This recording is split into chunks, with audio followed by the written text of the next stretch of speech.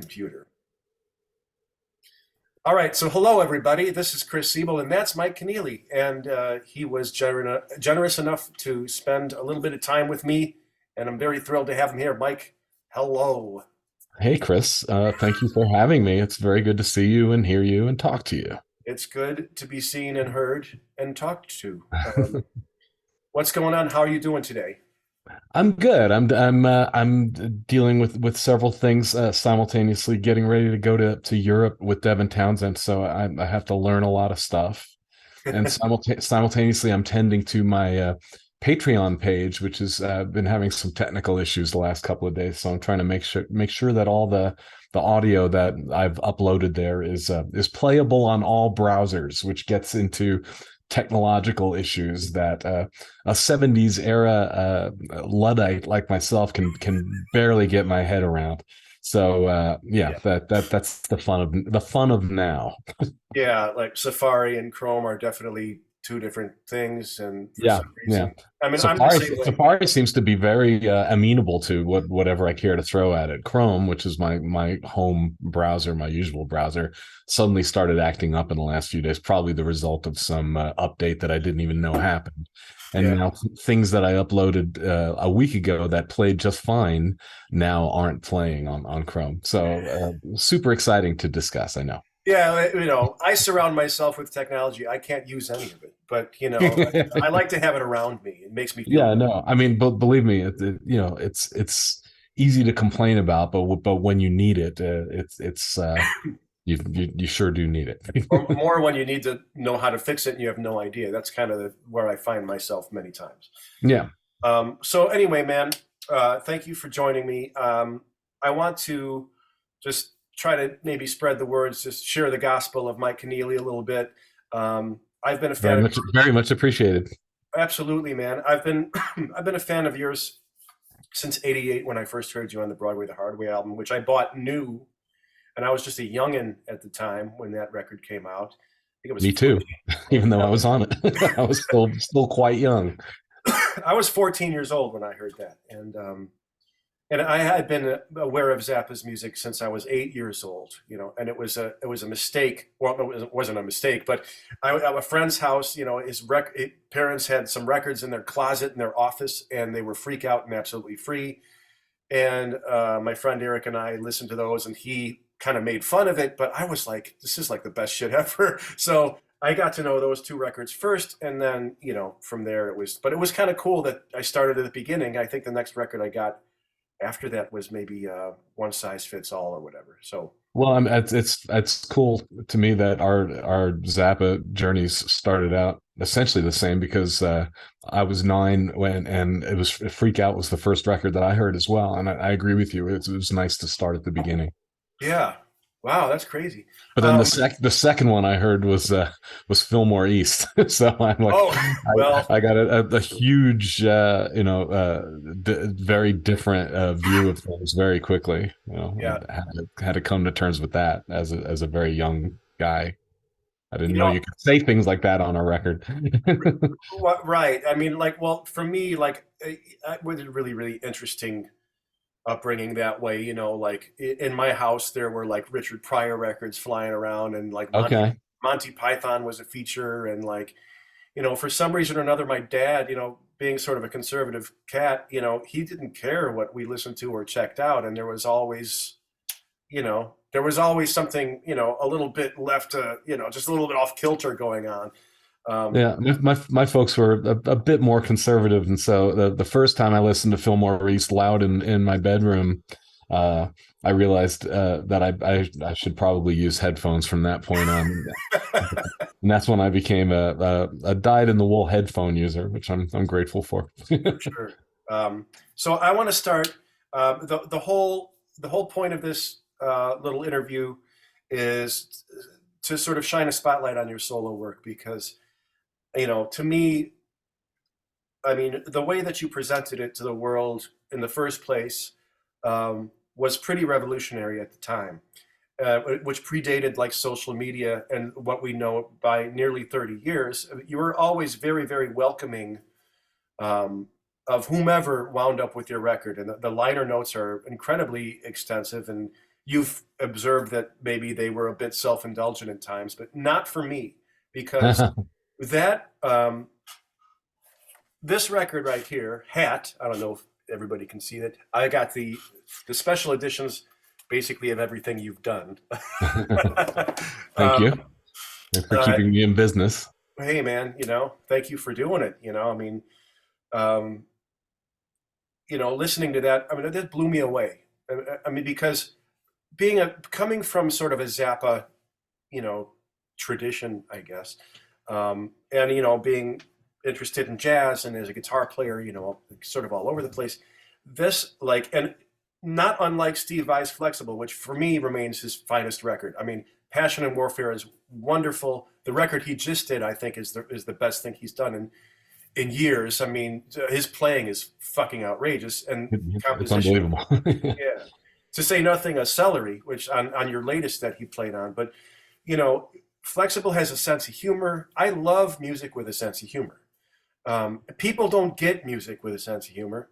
People don't tend to take music seriously when it has a sense of humor, no But I matter think what the music the is. people who do get it though get it really really hard, and they're very grateful for it. Yeah, absolutely. I mean, to me, the entire gamut of emotions should be exhausted, not just the sort of precious, this is a recital hall type of music, especially when you get into the more advanced compositional things. If It you is could have, funny how people who are sorry, I keep interrupting. no, no, no, please. People who are are very open to a gamut of emotional stuff in any other art form. It's like people don't freak out about wild tonal shifts in a movie or in a TV Right. show or in a book. But if it's in a song, somehow some people are like really upended by that, and that's always been funny to me because I think that it's just like any other art form. You should be able to travel through all sorts of feelings in a song. I've always felt that way, and it's been really fucking annoying that more people don't, and it kind of underlines like Alan Holdsworth, rest his soul. Obviously, I have been. Anybody is aware of anything that I do. There's a lot of Alan in the DNA of that, and he said the same thing. He said, "I don't understand why people can't approach my music that are just conventional rock fans or like Jeff Beck fans or whatever. It's like it's just music. Yeah, I mean, it has a tendency to fly over people's heads who are educated listeners. To say nothing of like more of like what Todd Rundgren called the like dilettante audience. Where like they don't really have any knowledge of anything. They go strictly from what they hear. And you don't want to like say you need to be an educated listener um, No, by you any should be able to means. just approach it as sound. I mean, Right. to Yeah. me, but it's funny. Like Holdsworth, his harmonic concept was so advanced that even very educated listeners, it's not a guarantee that they're going to necessarily sink right into it because they're analyzing it, and because there's a million pounds of information per square foot in that music. If they can't decode it on the spot, I think that some listeners are like frustrated by that, and Yeah. then other listeners, it's just like because it doesn't have a readily graspable uh hook necessarily, unless it's metal fatigue. Yeah. um Yeah. Right. then it's there's nothing for them to latch onto. um but I've always been, or it's kind of a lifelong pursuit, really, to be a listener, to really just approach music without preconceptions, and Yeah. accept it as sound, which is all that music is. But people imbue music with their personal feelings about who's doing it, what that artist has done before, how it stacks up against other artists. What their None of that, influences are. what Yeah. their influences are. Oh, he obviously got this from that. And none of that stuff should matter. It should just be sound which affects you, one way or another. And not all sound is necessarily going to reach you emotionally. But I try to let go of all that sort of background information, which is interesting, biographically, to find out, what a given artist uh, is influenced by, and other artists who might be coming from a similar place, and to compare and contrast and all that. Yeah. All that stuff is interesting from a sort of scientific standpoint, but ultimately it should just be about how does this music get into your soul, or does it or does it not, Right. and it's interesting though, because everybody brings a lot of baggage to music, It's, more than almost any other art form. It's funny. I know I bring a shitload of mine. To me, it's about like expelling demons and working shit out. But Well, I mean, your playing is so ridiculous, man. oh, It's like I'm anytime I see or hear you play, I'm newly astonished. well, that's very kind of you to say. But I have to tell you, man, that your music, your particular music, your compositions, your songwriting has been as significant to me as anyone. Like you run the gamut. Like, who's your favorite guitar? Like, are you a Page person, or are you a this or that or the other? And like to me, it's like I'm a Mike Keneally person. Mm. I mean, your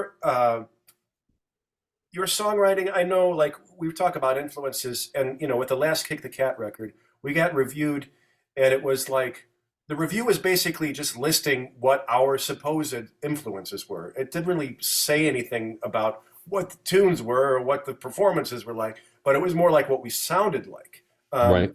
and I know that you've sort of tussled in your mind, like, well, I'm writing this tune, and this line just needs a xylophone to play it because everything will kind of poke out. And once you start doing that, you're like, well, it's just like Zappa. And Mhm. there's no denying the influence of him. I mean, there's no denying it. Well, especially on the album you just held up, Yeah, you could say the same for Flexible, because it was at the beginnings of both of our careers, and we were both still so steeped in all things Zappa at that point. So naturally, I think that the influence is going to be particularly strong at the beginning of your recording career, and then the rest of the career is just finding ways to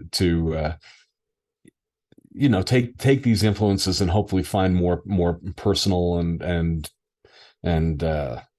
deeply felt ways of using it that doesn't sound so much like the influence itself.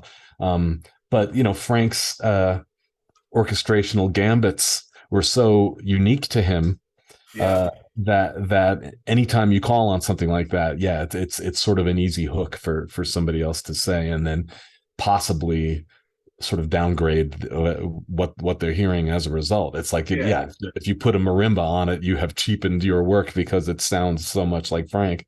Um, right. To but say nothing. sometimes that's the best choice, and Frank wasn't the first guy to use a marimba either. Totally, totally. I mean, he I mean, it's definitely a timbre. It's a sound, and I think a lot of people just sort of like identify well what that sound was. But there was no marimba on Fillmore East record. Sure. There was barely any marimba or anything like that. Well, I suppose there was certainly a lot less than there was like later on in his career than like in the '60s with the Mothers and stuff like that. I Well, mean, I kind of have a theory that the Roxy band is almost like the apotheosis of what people think of as Zappa-esque, yeah, because it's got Duke, it's got Ruth, it's got Bruce, yeah, it's got the double drums, so it's highly rhythmic, and it's got a very uh, uh, iconic SG tone from Frank. You got Tom Fowler's bass playing. You add all these things up, and it's almost like the essence of Frank boiled down, and that the box of those performances, the Roxy performances box set, it's a masterpiece, man. it is, and that's kind of where I point people to first, when they want to explore Frank. A Flying Lotus asked me once what's the best place to start with Frank, and I sent him the Roxy performance. So they said, well, just listen to this, because it's kind of got everything. So I kind of think that when a lot of people say Zappa-esque, they're thinking that, and they're thinking Inca Roads, Yeah. in those cases the Ruth flavor is very very heavy. That was a big one for me. And oddly enough, like the first Zappa record I point people to is Thingfish. So I don't know what the hell. But You're just being ornery. but like it's the thing that with Zappa, and I think sort of one of the things that I think is a bigger influence for me is just how pretty his melodies actually were. Oh yeah. The melody of Redunzel on the volume 2, You Can't Do That on Stage Anymore, when it's just this gentle lilting thing, Mhm. it is just heartbreakingly beautiful, and And in more so because of the contrast to the stuff surrounding it. yeah. It's like that's what's so affecting when Frank does get lyrical like that, and just like simply beautifully melodic, is because of how that stuff feels in comparison to all the other stuff around it, Yeah. which reminds me of one of my last encounters with Frank. While he was it was the day that he informed me that he was ill, in his studio, and he was playing me recordings of Civilization Phase 3 in progress, and he played me a longer version of the piece Light than what's on the record. It was like 24 minutes as opposed to the final version being 18. And there were some just like symphonic or just like rhapsodically beautiful passages in there. And but it's stuff you haven't heard, because Oh yeah. I said it was probably my fault, because I said, God, Frank, that's some of the most beautiful writing I've ever heard from you. Some of those passages are just impossibly beautiful. And he goes, yeah, I know. I got to put some more ugly stuff in there. And Yeah. when I finally heard the released version, I was convinced that he had edited out some of the most just gorgeous stuff, because he could be pretty bloody minded at times about that, but he had the ability. And I think he was maybe a little cynical about the fact that he had the ability. He knew that, well, if I take this sequence of notes and I put it over this chord progression, it's automatically beautiful. It's going to reach people's hearts that way. And I think he was a little suspicious of that. Just like I Yeah. remember him in one interview saying that for some reason movies could affect him that way, that he would be watching a film and he would know that he was being manipulated, but all of a sudden, and then this shit would just start squirting out of my eyes. I was like, I'm watching this movie, and tears start to come, and that would like piss him off, but then at the same time he would say, well, at least I must have some normal type of human emotional mechanism going on, so maybe that's a good thing.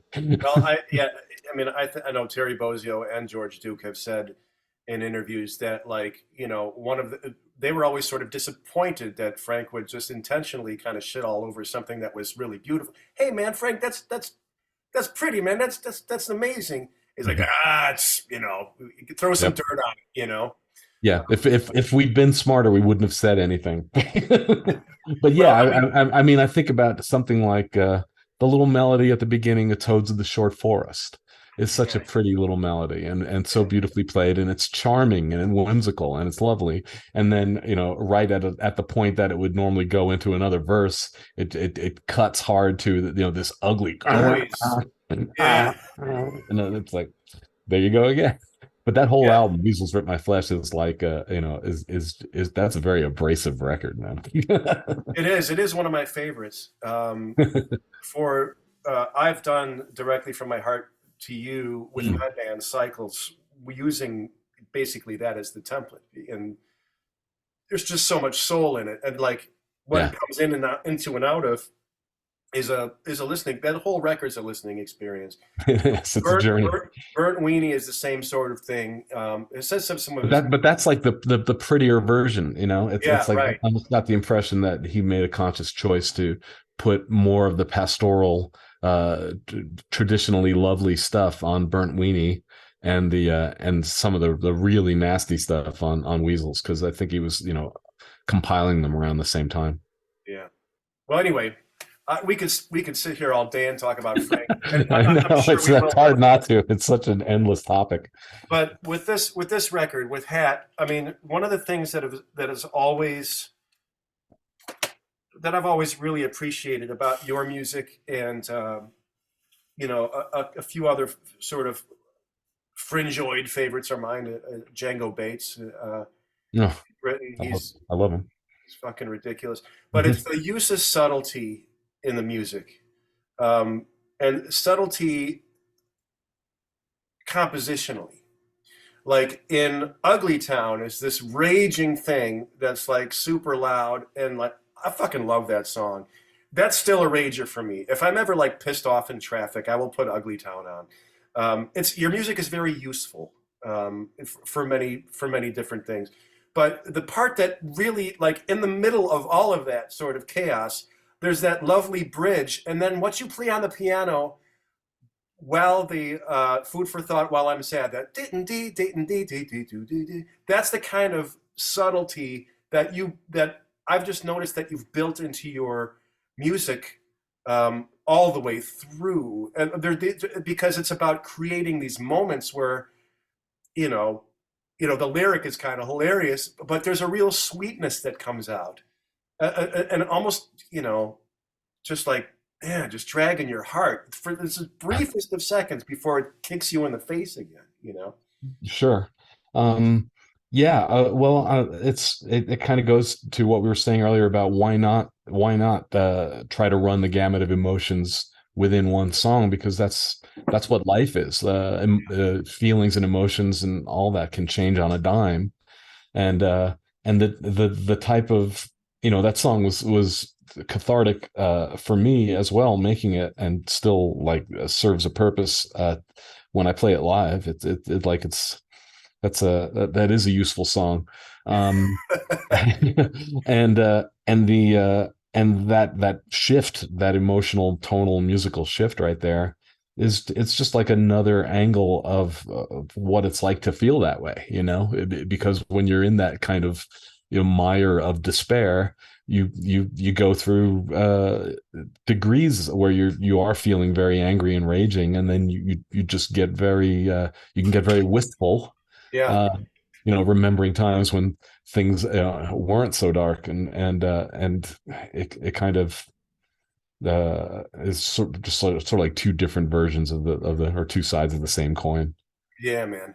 I adore it, and also I have to say, like, I saw you play. I saw you Beer for Dolphins in the trio situation when you were touring with Vi on the Fire Garden tour. You opened the show with the House of Blues in Chicago, and at one point you were kind of nearing the end of the set. And you're like, "What time is it?" And I was the person. You probably don't remember this. Of course you don't. But what I said was, "It's time to play Spoon Guy." Because that's another tune. Good on you, man. Good on you. That's another tune that I just have always just absolutely loved. That's my favorite song on Hat. It's fantastic. And then like the orchestral version that came with Universe Will Provide was fantastic as well. But again, it's like the use of subtlety in that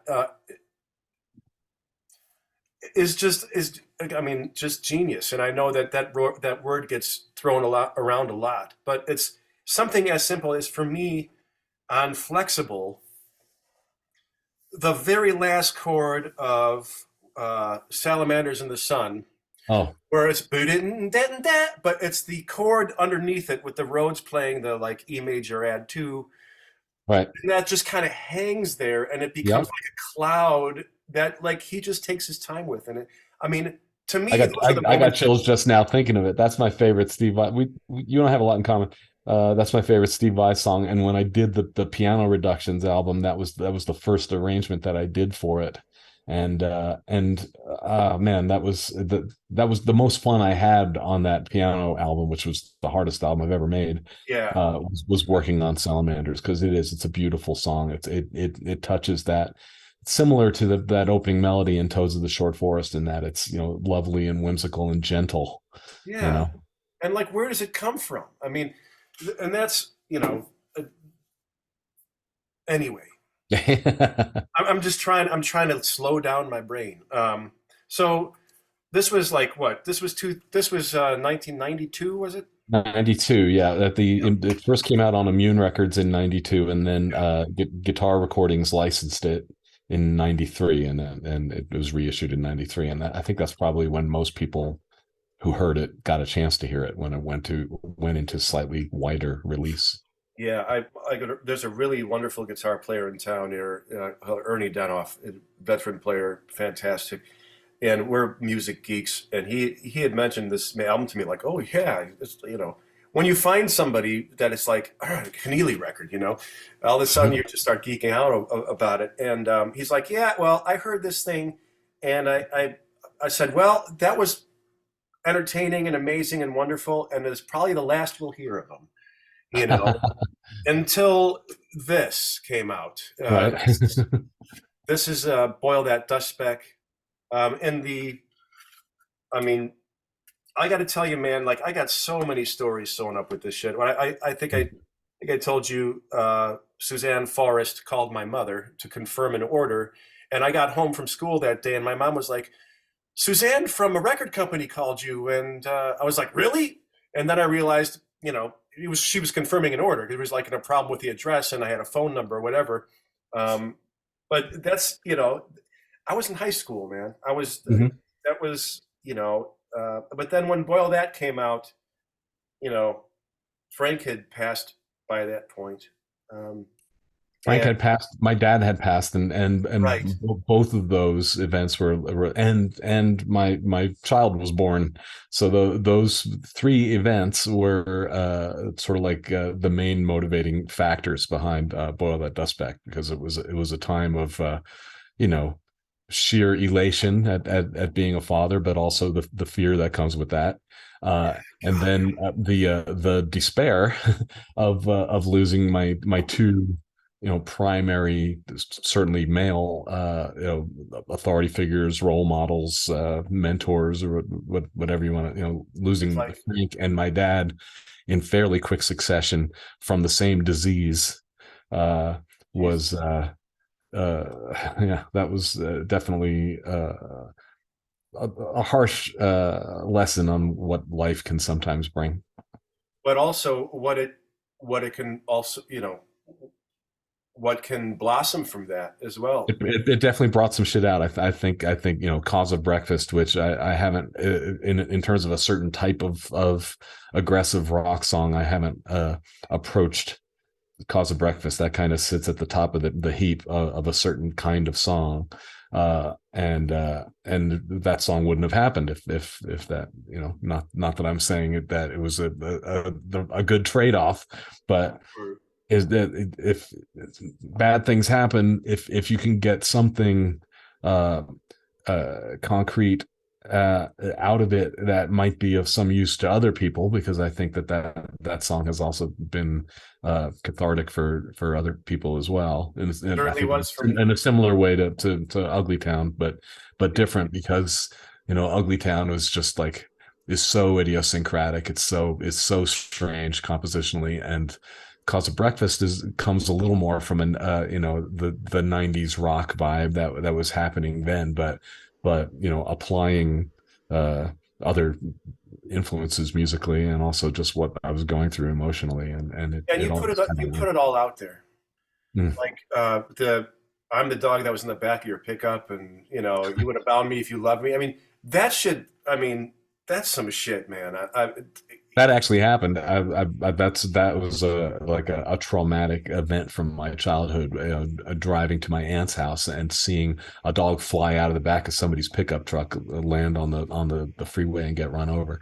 That's like, whoa. No, I remember just, I think it was my brother. Like at the moment that the dog was being run over, he like puts his hands over my eyes and goes, "Don't look."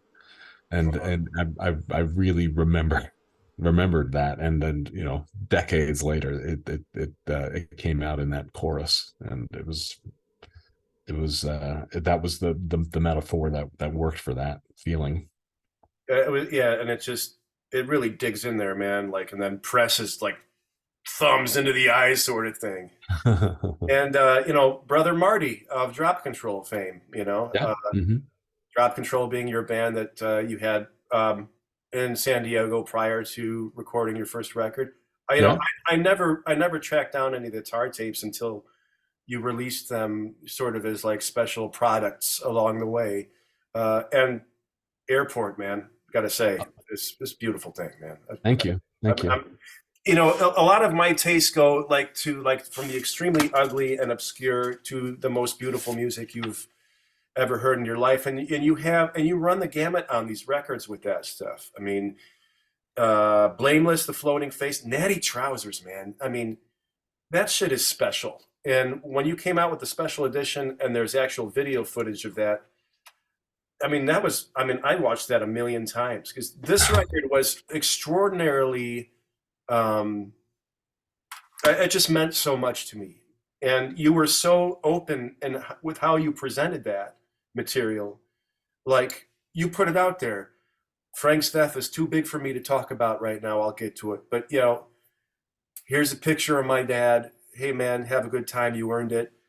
Here's a sonogram of my daughter. I mean, it's just like, holy shit, man. This is like, to me, that's what great art is. You don't really hide things.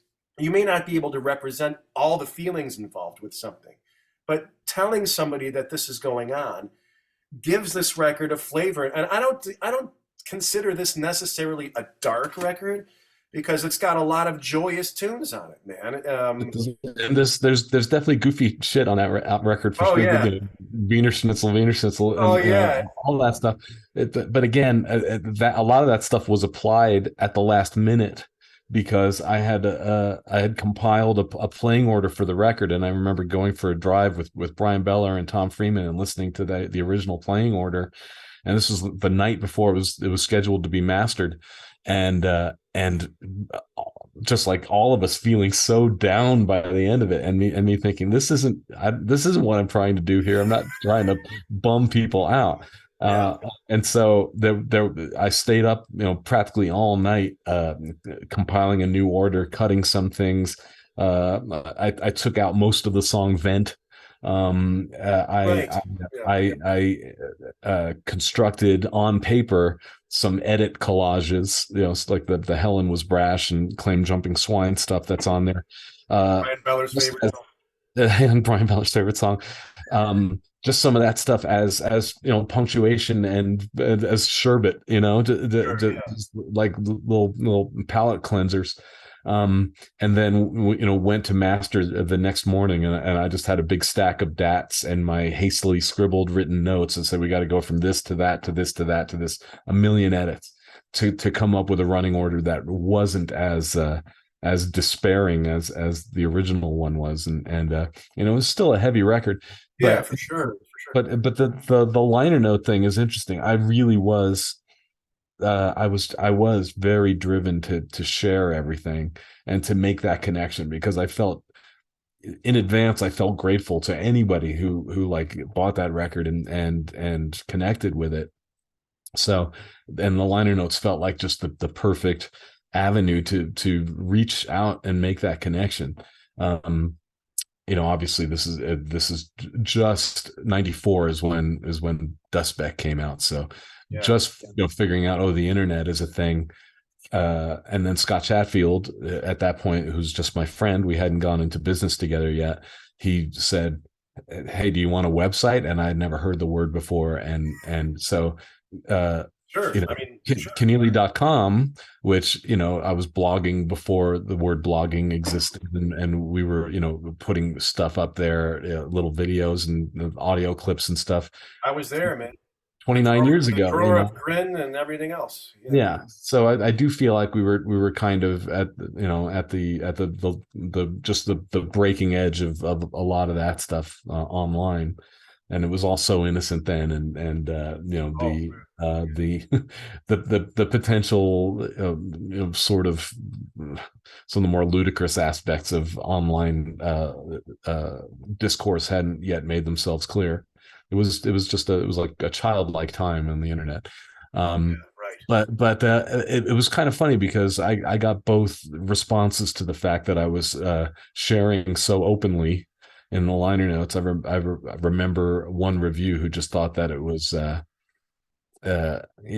almost unforgivable that I was saying so much, and I kept like praising my bandmates in the notes of each song and going, man, the drumming on this song is just ridiculous, and it was just me being very honest about the way I felt about these performances and my gratitude toward the musicians. Um, but some reviewers thought that was just like uncool, I guess. But then, Fuck that. I got a message from Andy Partridge who said that he was so moved by, from reading the liner notes, and then when it got to the part about my father passing, he just said that was he was blindsided by it, and he was really moved by the openness there. And I would rather connect with that viewpoint than the more cynical viewpoint of no, I should hold on to those feelings, I should hide that stuff away, I shouldn't be sharing that stuff. I feel we're we're we're of the same cloth. I would dare say, because to me that's what makes it. That is what basically that's what sort of caught my attention. There was so much to look at while you were listening, for one thing, Mhm. but for me, uh, Boyle, that was it was just an incredibly. It's a fucking masterpiece. I know it's. I got a whole stack of your shit here. We're going to talk about it, but I have to say, like, in terms of me actually weeping to a song, that was the record where that happened. Hat is fun and sort of whimsical. I love tunes like, Open Up and Always Man. Always wanted to cover Always Man. Uh, uh, I just fucking love that song. And here is I what would I love to hear you cover that. That's well, like it's a deal, man. I'll do it. the I'll do chords in that song are so weird. I don't know how they would translate to a guitar because they're so piano-y. well. All the whole tone dissonances and all that stuff. I I've have got to two keyboard players in my band, so we'll get to go for it. Go for it. it. But then Boyle, that came out, and it was like, it was obviously a heavier thing. It was obviously uh, something you were going through, but you communicated it beautifully, and it was still fun. But it was, to me, like, again, it just kind of ran the emotional gamut. And I don't have a copy of this here because I lent it to our new drummer, who's a fan of yours as well, Greg Essig, the Kick the Cat drummer. But Half Okay. Alive in Hollywood.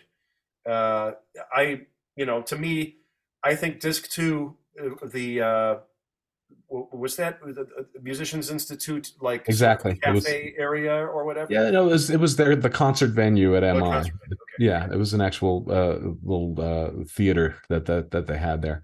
that's one Very of the nice. sickest rock and roll sets I've ever fucking heard. I mean, seriously, man. I mean, like, there's so much energy, and the fact that it's in mono, it just Mono. like, yeah, it's killing, and it just kicks you in the teeth, and it doesn't let up. And even like, you know, it's just amazing what that band did, and that was one of the things that I tried to communicate when we lost Chris Myers and Kick the Cat because he got too busy with Umphreys this year. It's their 25th anniversary, and you know, traveling in the gaps of his touring with them was killing him. So, um, but what I wanted to try to communicate to Greg was that if you listen to this Half Alive in Hollywood record, these fellas know this music so well that, like, we even within a phrase, it's like reggae for 2 bars, because and then you all go there, and then it just shifts into something else. Like the knowledge of the material is so uh, just broad and vast that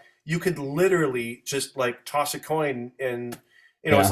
like Frank basically deciding to do an entire concert of everything's in reggae, which Chad Wackerman talks about quite a bit. But I love the record. The first disc is a really interesting, uh, you know, sort of behind the scenes look at because I've been there, man.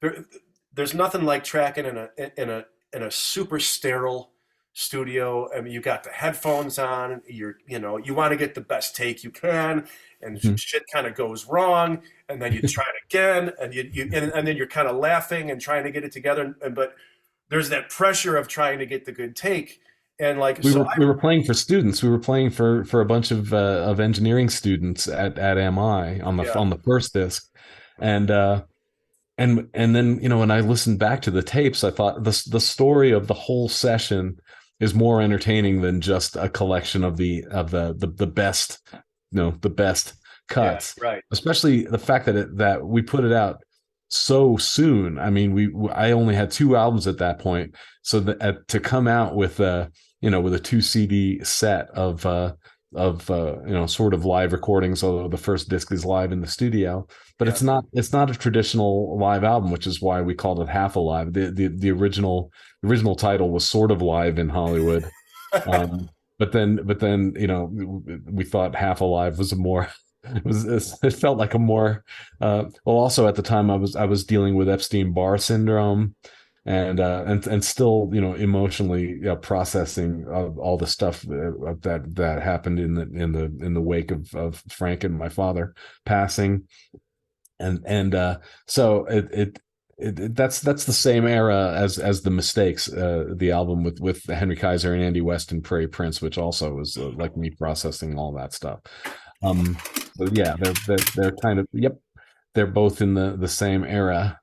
uh and but I did think that first disc of Half Alive, even though it's real eccentric to put out all the stuff with the chatting in between the songs and doing multiple takes and stuff, I found it to be a compelling listen. So, and we knew that it was going to be a while before I was going to get a new studio record finished. I was already in the process of putting Sluggo together, but it was a ways off because I had just started working with Steve Vai and things were getting real busy.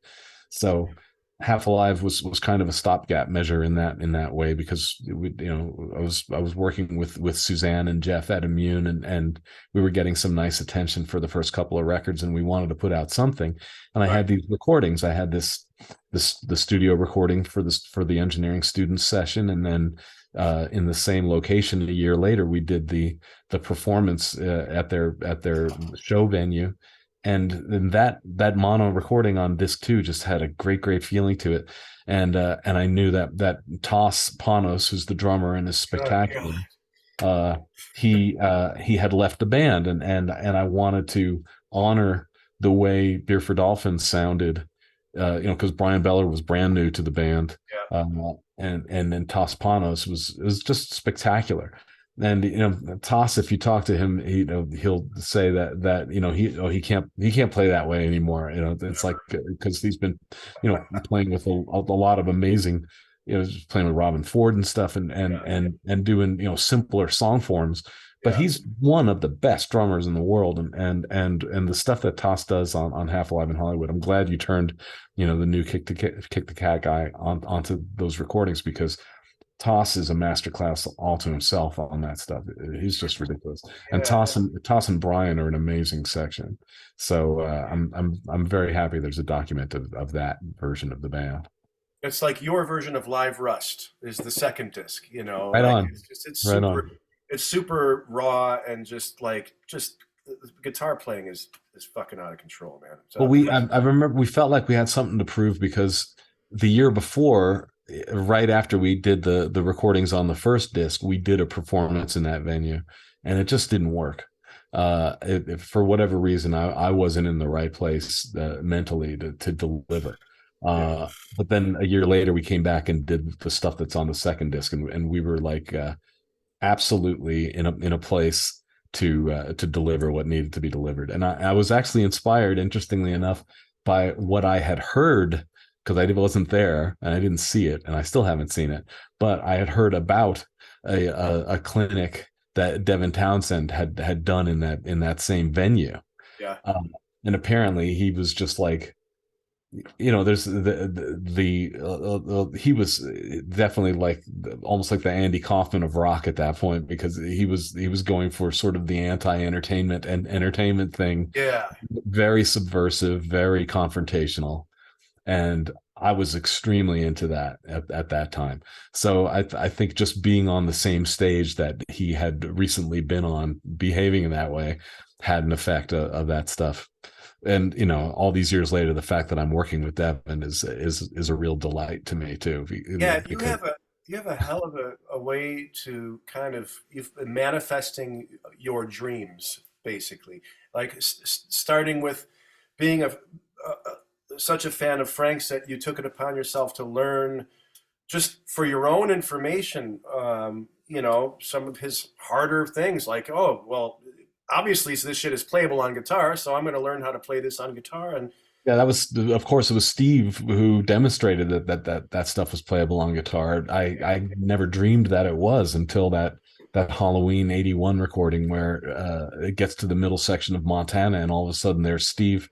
I'm talking about the live broadcast oh that yeah, went on the I radio got and you. MTV, and I didn't have MTV, so I was listening to it on FM radio, and it gets to that I'm plucking the old dental floss, and Steve's nailing it on the guitar, and that was the doors of heaven swinging open moment for me, as I didn't know you could do that, and I want to do it. Yeah, I want to be one of those guys that can do that. So all of a sudden I started practicing and practicing, and you know and playing with Frank and Steve was very much an exercise and of having to learn things on a guitar that I didn't believe was possible, and refusing to fail, yeah. because I didn't, pragmatically, I didn't want to lose my gig, but more to the point, I didn't want to disappoint Frank and Steve, because they hired me because they believed I could do this stuff.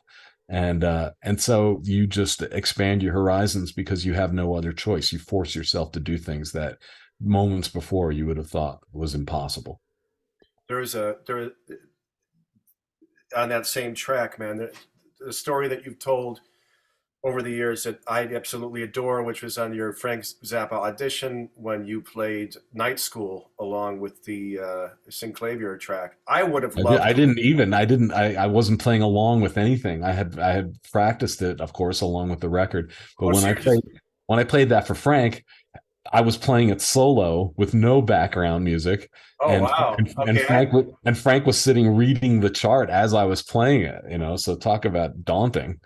I was playing the record in my head, but I didn't have any music to play along with. Right on. Like okay, so I apologize. It was my impression that you were playing along with the Synclavier because Well, like I got Frank this. was reading the chart, and I was sweating bullets, and just trying to play, because there are these, sometimes you'll come with these long pauses, and so I'm just playing the record in my head and saying, I hope I'm hanging on Yeah, this note for the right amount of time, um, because I wasn't a trained musician. I wasn't a theoretical musician. I had organ lessons as a kid, so I knew how to read charts slowly, but I yeah, didn't know how to sight read, and I didn't have any experience with reading really complex mathematical stuff. So all these things about quintuplets and septuplets and 11/4 and these weird combinations, I didn't understand that stuff theoretically. I responded to it as sound. yeah, But when I played this stuff for Frank, I apparently got close enough to what it really was for him to say, okay, come back to rehearsal on Monday so the rest of the band can hear it. And that's passing the audition for Frank was relatively easy going because I loved his music so much, and I had spent so many years playing his stuff, and he could he could sense my enthusiasm, and he could he understood that it was a pretty deep well in terms of my comprehension and knowledge of his stuff. But getting into full rehearsal with the full band and playing with a bunch of master musicians who understood the stuff theoretically and mathematically much better than I did, that was the real baptism of fire. And I had to get my shit together really, really fast in order to not just kind of play the black page, but to really play the black page and, yeah, and yeah, yeah, really yeah. understand the math of it. And so that was just like having to grow up real, real fast. What I think is totally cool is that, well, you basically did the thing that I read in the prelude to the real Frank Zappa guitar book, where he's like, I'll just be standing over you with a baton and frowning and correcting all. You actually lived that moment. That was the night I school did. moment for you. But the guy who was frowning was Scott Tunis. I got real lucky with Frank because I think that Frank was somewhat amused by the fact that I was so young and so into it, and relieved by the fact that I knew his stuff so well, so that he could call a relatively obscure song in rehearsal, and there was a good chance I'd be able to play it. So that was all useful to him. Yeah. But the nuts and bolts of, do you really know what makes these things work? Scott was the guy who was frowning and smoking cigarettes, and he was the guy I really needed to impress. So the fact that after a couple of weeks I managed to get Scott to not hate me was a real victory, and I'm grateful that we became friends and remain friends. Here you are. I saw you at the Milwaukee Theater, I think it was, on the Crimson. Last time Crimson was around, I was supposed to see you at Ravinia, and my son. I was going to take my kid, but he got sick. Oh, Luckily, I got tickets a couple days after for Milwaukee, and I'm I sorry you never. couldn't see Ravinia. In my recollection, Ravinia was a real special show, That's what and I the heard. and the fact that man, at the time we didn't know it was Crimson's last tour, or what appears to be for all intents and purposes Crimson's last US tour. So the fact that we got that opening slot was now feels miraculous to me. I'm so grateful for it. That was supposed to happen in 2020, and I remember like all the wind got taken from my sails because I was ready for that shit. Yeah, Summer tour, outdoor amphitheaters, the we Zappa were all band. quite ready. We were all Yeah, and then it ready. was just like, and it all came to a close, and then there was a debate of whether or not it was even going to happen.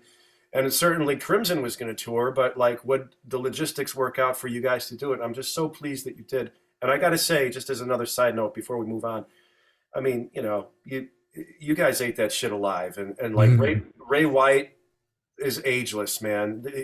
His voice just gives you chills, and it was the Yeah. first time I was able to experience Scott Tunis live. I've been Oh, listening. really? Yeah, I've Wow. been I've Okay. been listening to him for almost 40 years now, and like Hmm. just to hear his sound and this P bass coming out of that stack of amps. I was pretty much right in front of his stack of amps in Milwaukee, and it was terrific. But anyway, we digress a little bit. Actually, a hell of a lot. But I Yeah. I want to talk about this one for a while. The Mistakes Okay. album. Is Sure. is it out of print officially, or is it? I know it's available digitally. It's available digitally, and we're actually going to be introducing it on Bandcamp this week. Oh, well Uh, then, hey everybody. that hasn't been announced officially, but that'll be Oh, this month's that don't worry about it. That'll be this month's Bandcamp Friday release for us. the But line is so yeah, shitty. that's a very that's a unique album because it's the only time that me and Henry Kaiser, Andy West, and Prairie Prince got together and did it. We did a couple of shows after that album came out with Buckethead guesting, and that was really fun. Wow. Does any of Um, that stuff exist somewhere? um, yeah, actually, there is a live recording that Henry compiled from the two shows that we did that we should probably look into making available one of these days. I'd love to Um, hear that. but yeah, that's I think a wonderful collaboration. That was like a really good moment, a few days in the studio where we put that music together, and some of it was pre-written and some Yeah. of it was improvised, and then had overdubs applied to it to give it some additional context, and then we did those weird little poems. Each of us wrote a haiku in the band. Yeah, yeah, I love Um, it. and then Keneally. haiku Neely, yeah, and then Prairie did the artwork, which has a real special flavor to it, and did the drawings of the band that are in the booklet, Yeah. and it's a real moment, we never did it again, and everybody brought their A game, and I love Henry, man. Henry is a polarizing musician, but what he brings to the music intuitively in terms of the way he wields his devices, and just again, it's about feeling, right? Yeah. It's the fact that he takes these sounds that some people wouldn't even describe as music, but they're color, it's very painterly, the way he applies his knowledge of effects, and just his intuitive approach to playing, and it's just beautiful. And I think the two of us together we're such different players, and yet I think we complement each other's styles so well. And then Andy West and Prairie Prince as a rhythm section is pretty ferocious. And yeah, I just think it's a very creative and again very fun record, even though that was also, similar to Half Alive. It was during that Epstein bar period for me where I was like borderline suicidal a lot of the time. I still I'm just I think I'm my natural mode of expression is kind of whimsical. So even when the feelings uh, underpinning the thing might be kind of dark, the way I express myself, it doesn't come out dark. It comes out, in a different way. That's like I seem to be incapable of going all the way dark. I'll never be mistaken for Trent Reznor in that way. Right. Yeah. Well, but at the same time, there's some joyous music on it. I Am Monster, fantastic. Yeah. It's a fantastic tune, and it's like, but it's also like kind of a great sort of fairy tale fable about how the business that we've chosen to be in is just basically fucked. Yep. Um, That was all Henry. Henry had a story that he asked me to tell. It's a thing that had really happened in the music business. yeah, And he said, can you write some lyrics? Like make up a story that's inspired by this. And he came up with that it's a very basic chord progression, but he said, and you use this chord progression. So that it was Henry like was the starting off point for that. But obviously I applied a lot of my own weirdness to it as it went along. But yeah. that's we still play that song live sometimes. That Oh, song's I got a real fucking vibe to it. I love it, man.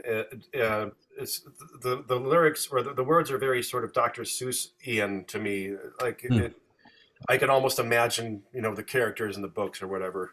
Oh, Um, and I would be remiss, my friend Frank DiCostanzo. This was a big record for us too. This was like a different thing, and it was like really special. And but we really got a kick out of the tune "Nests" because "nests" is just a fun word to say, but it's an incredibly sort of dark and just bizarre, almost like horror show or like haunted house sort of music thing going on where it's a wind-up toy from hell or whatever. hmm.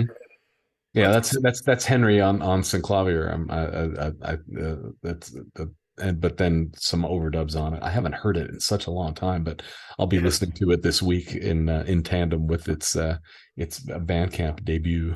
I'm very excited that this is going to be brought out and uh, you know We'll shine a I little can light on it because that album does not get a lot of attention. no, But it needs to get more attention. I mean, and the mistakes versus the drop D. I have the Crazy Backwards Alphabet record. such a good record. It's an incredible record, but I love your take on that tune because it's. I mean, the most shape shifty thing. You're not even sure if it's supposed to be what it is, and then everything comes together, and it's like I sat there like. And like I'm just yeah. I mean, I've reckoned with that tune. Yeah. So the But I mean, mistakes. obviously, there's a heavy beef heart influence on that song. The Bob Adams who wrote it, it certainly was inspired by that Magic Band kind of thing. But again, it's almost like a Magic Band with a slightly wider smile. Yeah, I love it. It's fantastic. Um, I have since I think given the original versions of these records to my brother. My brother's 5 years older than me, and he's also a guitar player, a music lover, sort of like I suppose Marty is to you. But this Mhm. guy, Mm. um, it, you know, this was college. This was the record. This was the gateway for so many people, and I was like super into it, and I basically showed it to everybody I knew. And there, there's just so many great songs on here, but so many great compositions. And I want to kind of get into um, a little bit of your thinking on composition because I know that over the years it's evolved into certain things like completely improvising and then orchestrating the improvisation or harmonizing improvisations and sort of like taking more of a tweaking like editing approach to composition, which to me is just as valid. But like there's a lot of just intentionally written, beautiful thing. I think the I Drum Running and Clapboard Bound is I mean, talk about a tune that just tugs at the heartstrings, man. And I Well, that's I mean, the Sluggo is the real heavily compositional stuff on that album is directly born from my piano playing. I mean, I'd say Sluggo probably has, with the exception of the By Piano Reductions album, of course, Sluggo probably has more of than any other album of what happens when I sit at a piano and compose.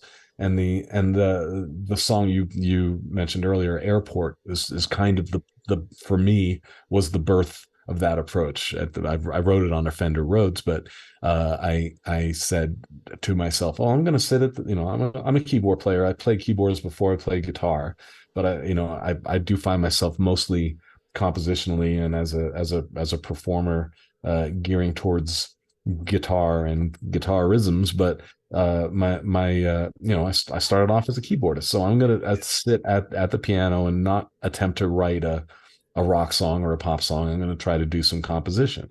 So this was 1983. I was 21, uh, and that was like maybe Airport was probably my first attempt at doing that kind of through composed thing. And then so and I was very happy with the results on Airport. But then when I got into the first two, CDs, Hat and Dustback, I kind of I backed away a little more from keyboard playing. I'd say both of those records are more guitar oriented than oh, they for are sure, keyboard, yeah, even though I'm playing keyboards all over the place on every song practically.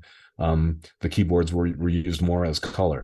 So for Sluggo, I made a conscious choice. I'm gonna sit at the piano and write some stuff, very very specifically as piano music, and then decorate that with other instruments. And yeah. from that we got I Drum Running, and we got Tranquilato, Oh my goodness, yeah, and love we that. got and Cardboard Dog. And so all three of those songs, the basic track was me on a grand piano at a studio called Double Time Studios, um, not using a click track, and Right. just playing them as compositions on piano. And You played then everything on that, right? The drum running, you played drum everything on running, that, I played all the instruments with the exception of the bass solo, right? which is Brian Beller. But all the composed bass is me, and all the drumming is me.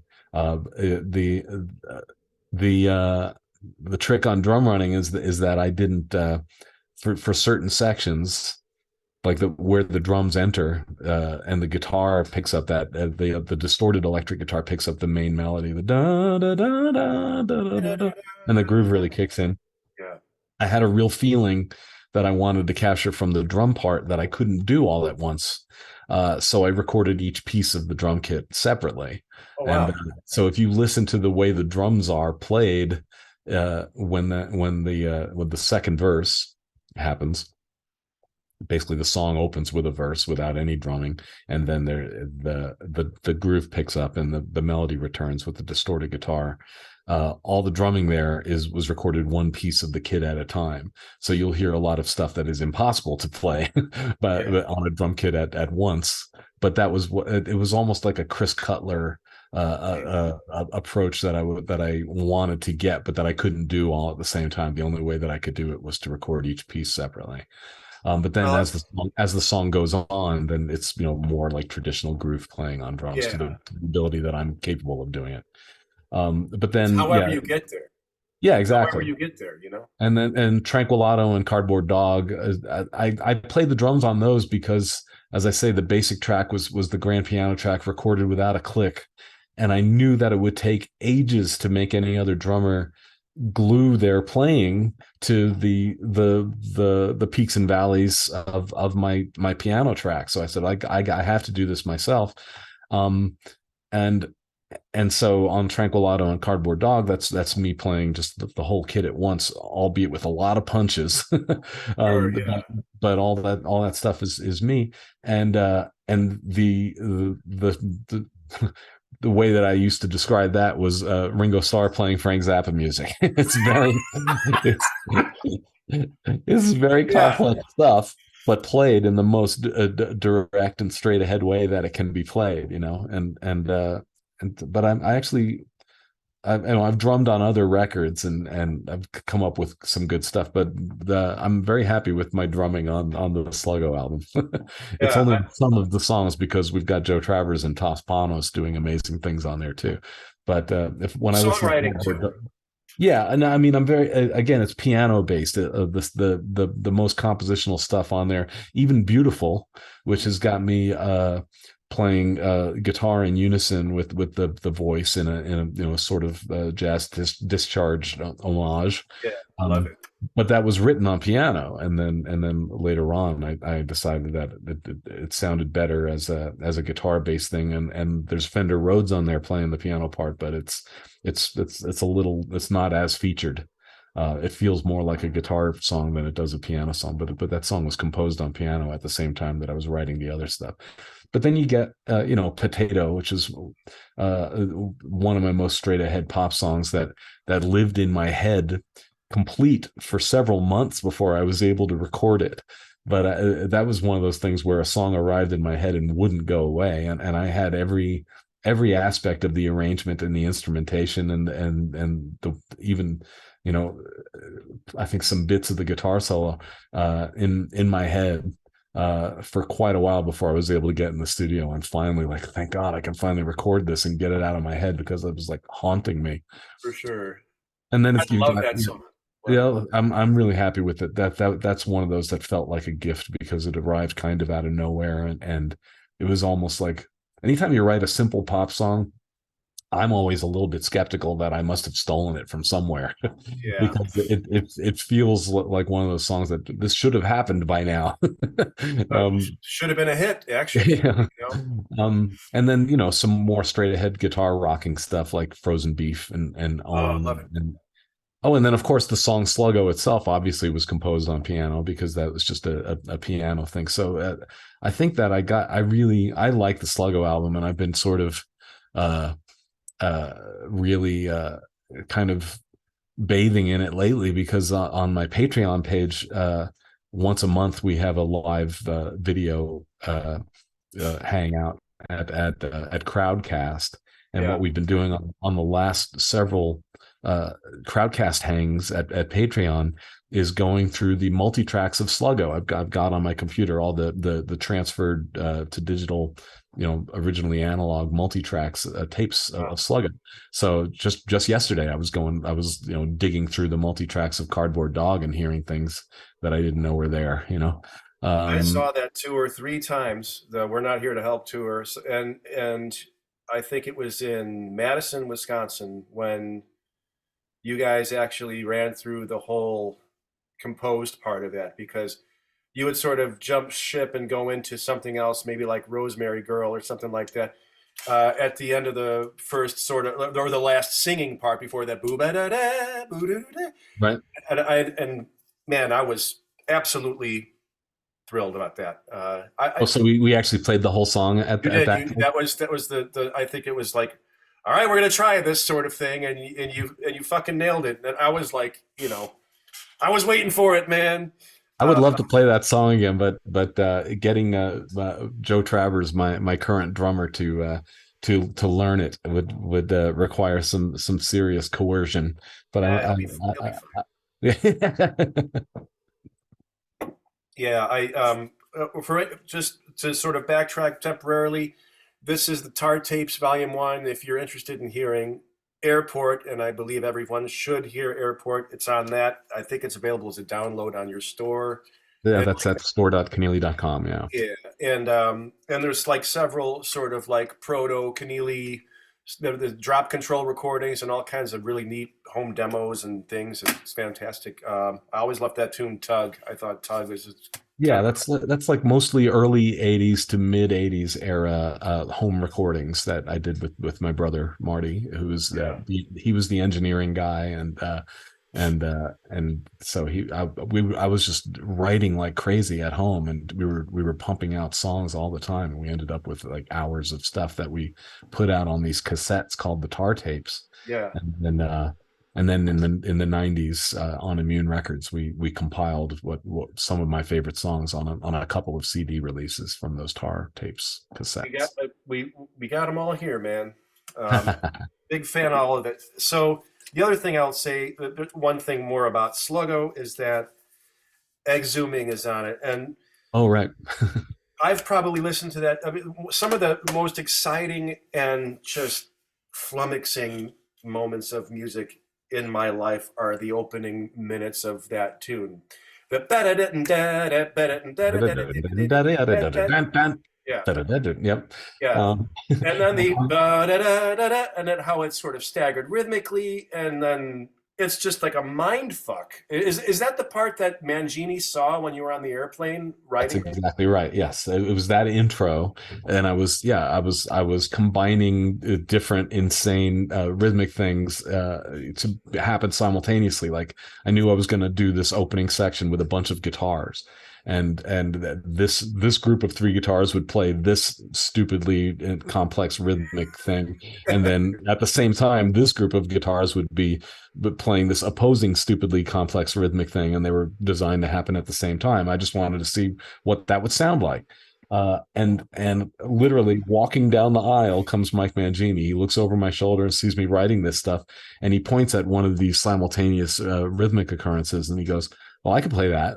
And I said, "Well, it's not designed to be played by any one human at the same time. It's like these guitars are going to do this, these guitars are going to do that." And he goes, "I know, but I could play that. I could actually play that simultaneously." And I go, "You got the gig." When I finish this song, I would love for you to play the drums on it. And it remains my favorite Mike Mangini drum performance. He's superhuman on that song. Yeah, I think a lot of Dream Just Theater amazing. folks would appreciate hearing that I because think. Well, I'm grateful that he's like used it in drum clinics, and oh, I think nice, he published his drum transcription of it online, I believe.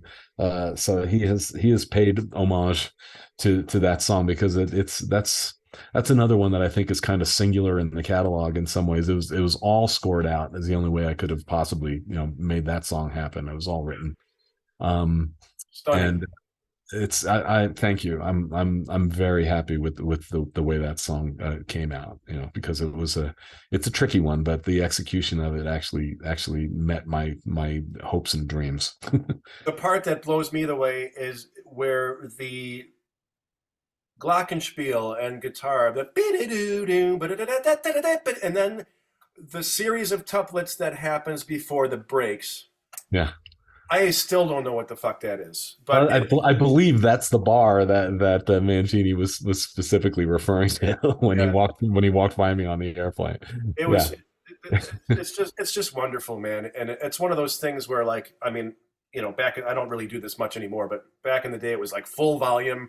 It was just all energy and just it's just wonderful. I love it to Yeah. death. So It's thank you for it's that. it is explosive. Thank you. I'm really also happy with the what you held up was the reissue, the remix that we did in 2013. So, it And, sounds so much better, I think, too. thank you. Yeah. I mean, yeah, because the initial release is a little dark around the edges. Like there's no real edge to the sound, It and I was think that the mix was done really quickly because we originally mixed to 2-track analog, which we tried as an experiment, and then literally, I think I can't remember if I actually got to the master. I don't think I got to the mastering lab. I hope I didn't actually have to pay for mastering time. But I realized that the sound of that analog master was too dark, and it didn't seem to reach far enough. I don't know if it was a misaligned 2-track analog machine. It didn't seem to reach far enough to the left and right. The whole album felt narrow to me. So I said we have to mix to DAT, which was the way the first two albums were mixed. And I had like a day before I had to go out yeah, on the road with Vice, and to get to the mastering date on time.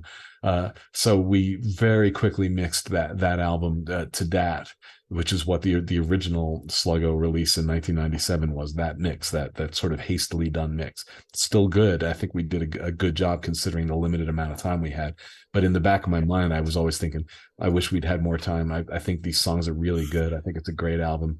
I think it would be great to one day revisit that. And so that was I think the only album of mine that I've actually gone back and remixed.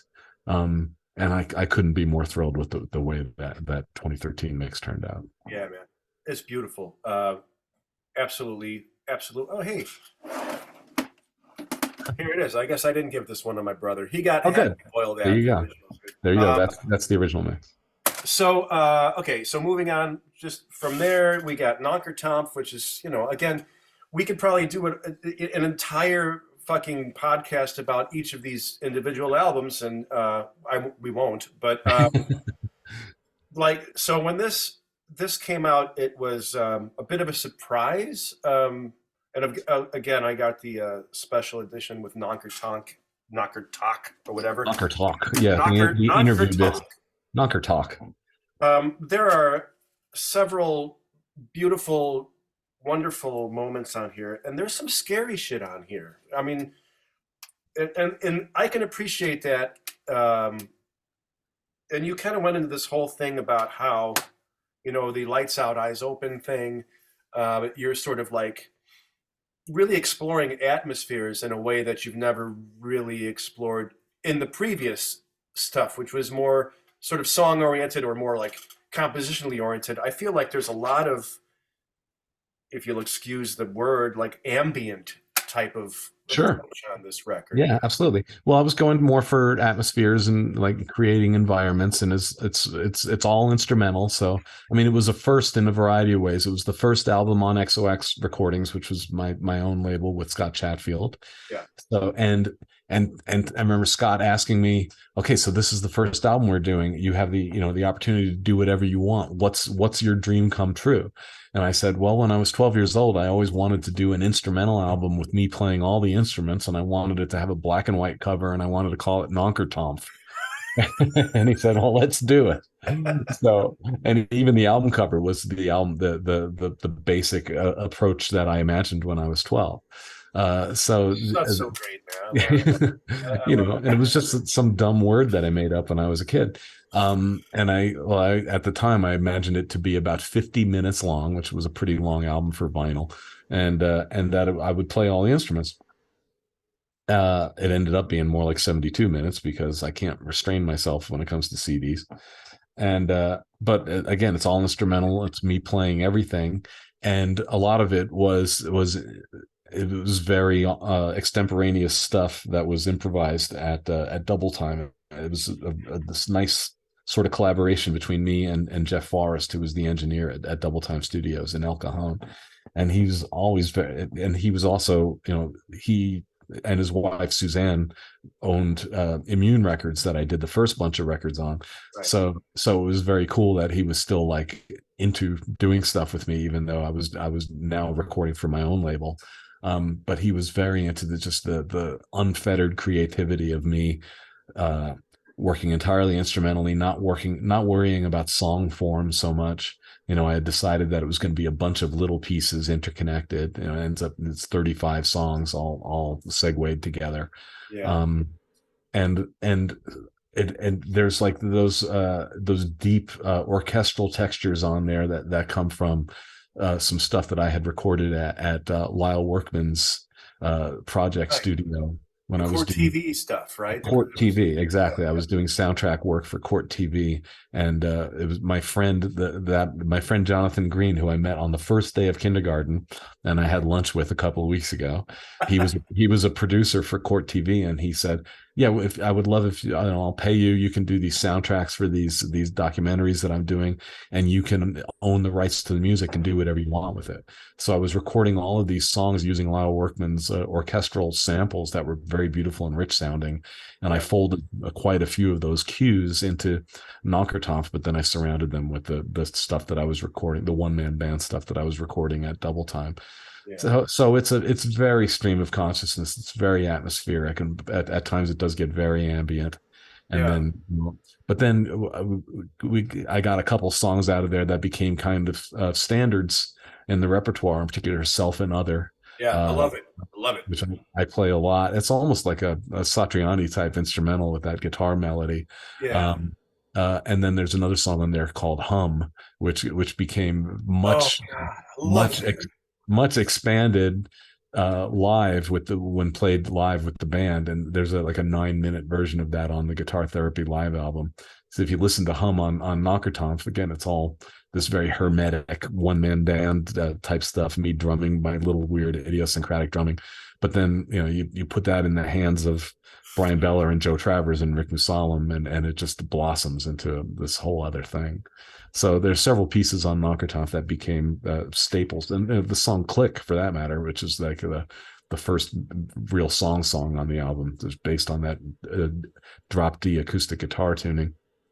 That also, there's a lovely version of that song on the Bacon at the Potato live album. So Knockertonf has given some pretty foundational pieces to the repertoire over the years. Yeah, and I absolutely love that tune, Hum. To me, that's, it's so sort of that has a lot of atmosphere in it. It's like a rainy day sort of tune, and like you referenced, it's great when there's a thunderstorm and you're laying in the room and the lights are off and the only light that's coming in is whatever's coming through the curtains, and that's a great place to be. I've been to that spot, man. And That was influenced, I think, compositionally, Hum and a few other things on that record. Like there's a piece called what's it called? Uh, Draconian Blump. oh, uh-huh. um, that is very influenced by Wayne Shorter's writing for Miles Davis, like the Nefertiti Sorcerer era No, stuff. I can hear that for sure. Yeah, that's again, it's filtered through my my rock musician guy brain and fingers, but that's kind of the feeling that I was going for. This to me very hazy, uh, using compositional motifs as just like cells. And seeing what kind of playing, extemporaneous playing surrounding it, how that can make you feel. That's It's a because beautiful melody too. I always loved the melody that because it's very, very singable and just lovely. thank And you, thank you, and then all of the passage work that sort of surrounds it is lovely as well. thank you. One last thing I'll say about this record, other than everybody needs to have this, is the opening notes of the record. I think really set the tone for it. And when I was said that some of the music on here is actually kind of spooky and freaky, that's definitely one of them. The very Like opening of the record, the yeah. very opening of the first sounds anybody hears. I've never heard really a. I mean, I know that you referenced. What did you reference? Shit, I can't think of his name now. But sort of like a lonely guitar sort of thing. To me, it kind of almost reminded me of what Neil Young did for the Dead Man soundtrack in some Oh ways. yeah, I see that. But just the note choice and just the sound of the instrument, uh, it's just Was it Hans Eiger yeah. I think okay. yeah, That exactly. might have been who I referenced. I think that's what I was kind of influenced by when I wrote that. Yeah, just the idea of playing one note practically, and then and following it up a few seconds later with just the right other note at just the right time, and seeing what kind of atmosphere you can build and what kind of feelings you can evoke with very, very limited actual compositional material. That was what I got into on certain points in that record, and certainly the Yeah, very beginning. I But just then the whole thing just like explodes upward, and that was a very conscious homage to the beginning of A Wizard, a True Star, which is an album that had yeah, a yeah, huge yeah. influence on me. We could talk all day about Todd. We're not going to, because we got more shit. I just want to hit a few others here. I know that this is kind of a controversial record for you. It's certainly it's referenced as being like a fan favorite. We have this dancing one. I saw this. You came to Martyrs in Chicago and played with the full band. Mhm.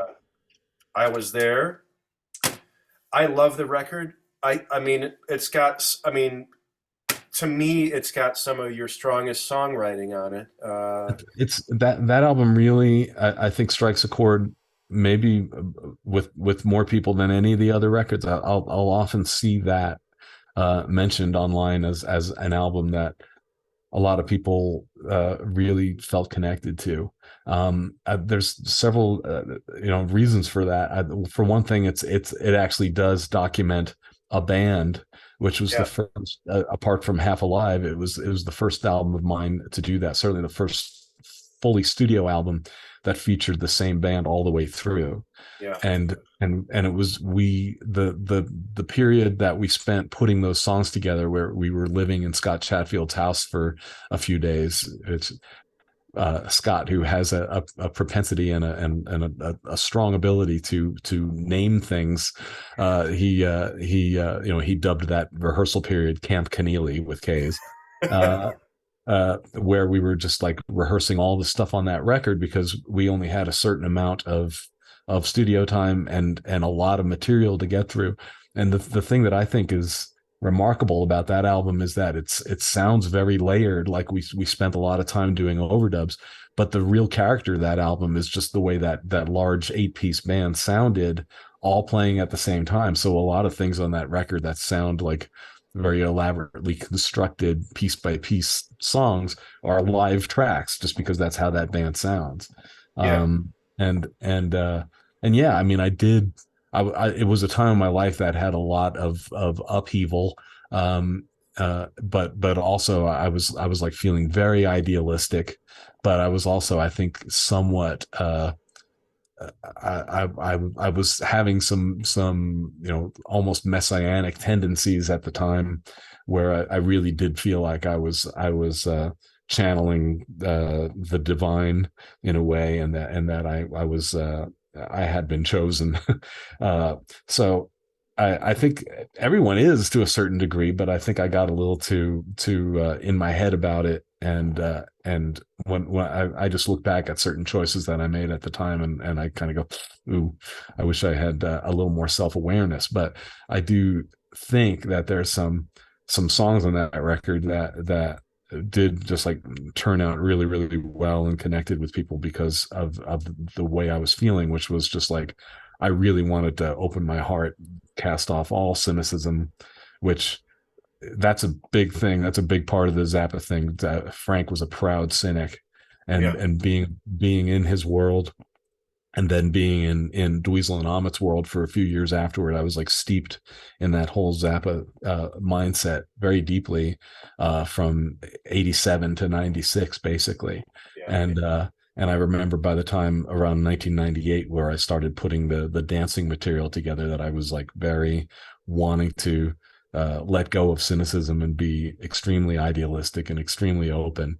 And I think that's what people are responding to, even if I may have some issues from my current vantage point of how I behaved and how I treated people. The actual core of idealism at the heart of that material, I think, is what people respond to there. But I do think there's just like some sparkling stuff on that record, and several songs that really stand out. I think "We'll Be Right Back" is one that yeah. I finally managed to talk Joe Travers into learning. So Nice. the run of shows that BFD just did in Southern California, we played "We'll Be Right Back" every night, and that's a powerful song to play. And then "Kedgeree," of course, is which Your opener. That's yeah. that's the closer on Dancing, but it's the opener on The Bacon. opener on here. It's like Yeah.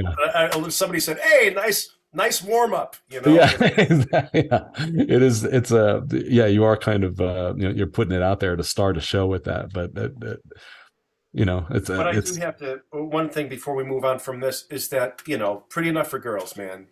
oh, thank And, you. and I wanted to say with Sluggo 2 Tranquilado, I mean, there is sort of a sense of it. I hate to say it, and it's not a disparaging thing, but it seems like it's show music, Oh, sure. uh, yeah, like Broadway show. But Hmm. especially the do it, do it, do it, do it, do it, better, do it. I mean, that's Hmm. fantastic. And on here, Pretty Enough for Girls just seems to be like it's scenic. Like you could, in your mind, it's scenic. Like Yeah. every section has a color and an atmosphere all its own. That's And I was so deep. I mean, I had this large band, so it was giving me a lot of orchestrational possibilities. I decided, damn it, I like marimbas, I like vibes. I'm just going to own this. yeah, It was funny because at the same time that I was sort of like consciously rejecting some of the more cynical aspects of my Zappa influence, I decided to fully embrace that orchestrational color, and I yeah, got Trisha Williams into the band to play marimbas and vibes and additional percussion, and I just slathered the whole album with that.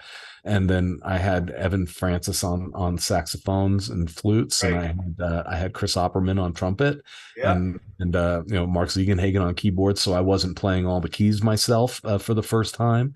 And I had two guitars because it was me and Rick. yeah, So all of a sudden I was able to all at once, a whole band could play and all these colors would come out. So I was on the road with Vi and just writing these arrangements all the time. And Pretty Enough was one that I wanted to explore every possible color of the instrumental resources that I had. yeah. Well, you certainly. And then when it segues into Taster. I was just going um to mention, man. I mean, that's a fucking work of art. I mean, that's one of the heaviest pieces of music ever. The version that's on here is, and the bacon with the potato, is super. Go away. Is super awesome. You know. well, that's one where like there's a calmness to it, because it's very slow and everybody needs to be very patient in order Yeah. to play it properly. You can't feel with that song. You have to like completely submerge yourself in that vibe. But there's also like a foreboding to it. My goodness. um Yeah. yeah. It's an alternating. I mean, to me, I don't know, man.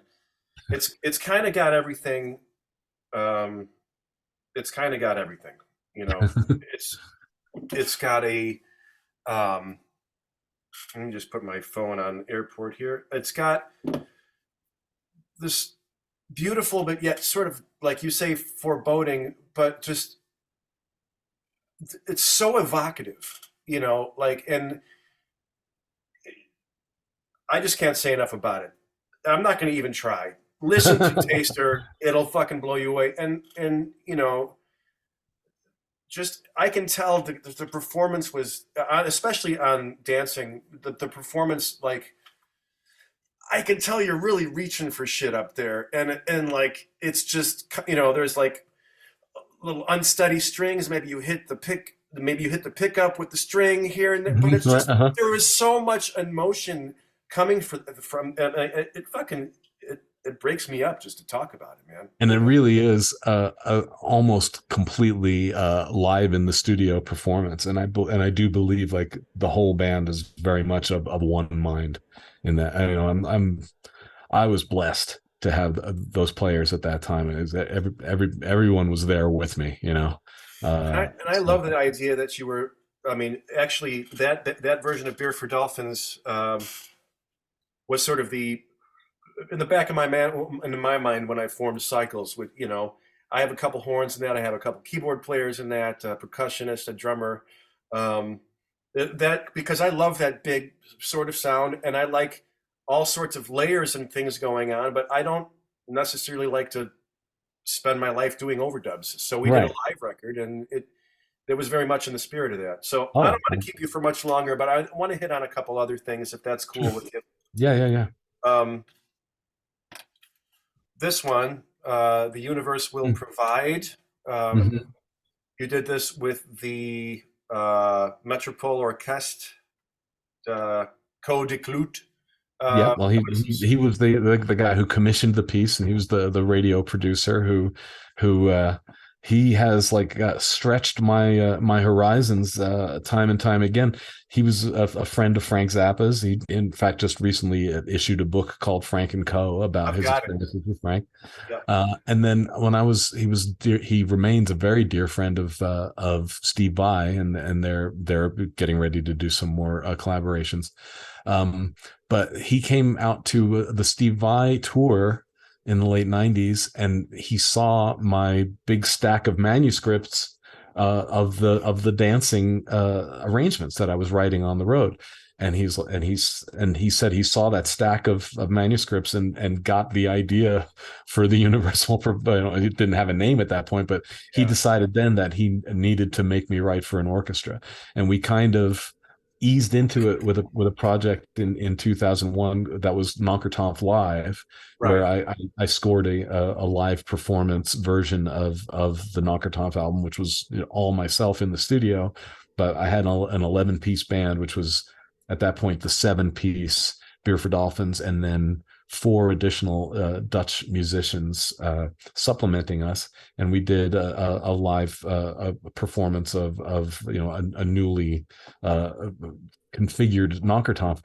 And then so it was a couple of years after that that he managed to, you know, obtain this funding for me to work with the Metropole Orchestra, who are, you know, one of the most revered uh, orchestras for rock musicians and pop musicians to play with, because they have an actual, you know, rhythm section, you know, an electric bass player and a drum kit player, an Yeah. electric guitarist, and a pianist who can also play electric piano, and then, you know, dozens and dozens of orchestral musicians. So you had the opportunity for a real sort of jazz rock underpinning, but you can have all these sort of, you know, classical composerly flavors on top of it. And again, my love of Miles Davis and his collaborations with Gil Evans came into play, and I kind of wanted to play the Miles Davis role uh, on the Universe Will Provide, where the guitar kind of dances around what the orchestra is doing and improvises sometimes, but then will join in on the composed material sometimes.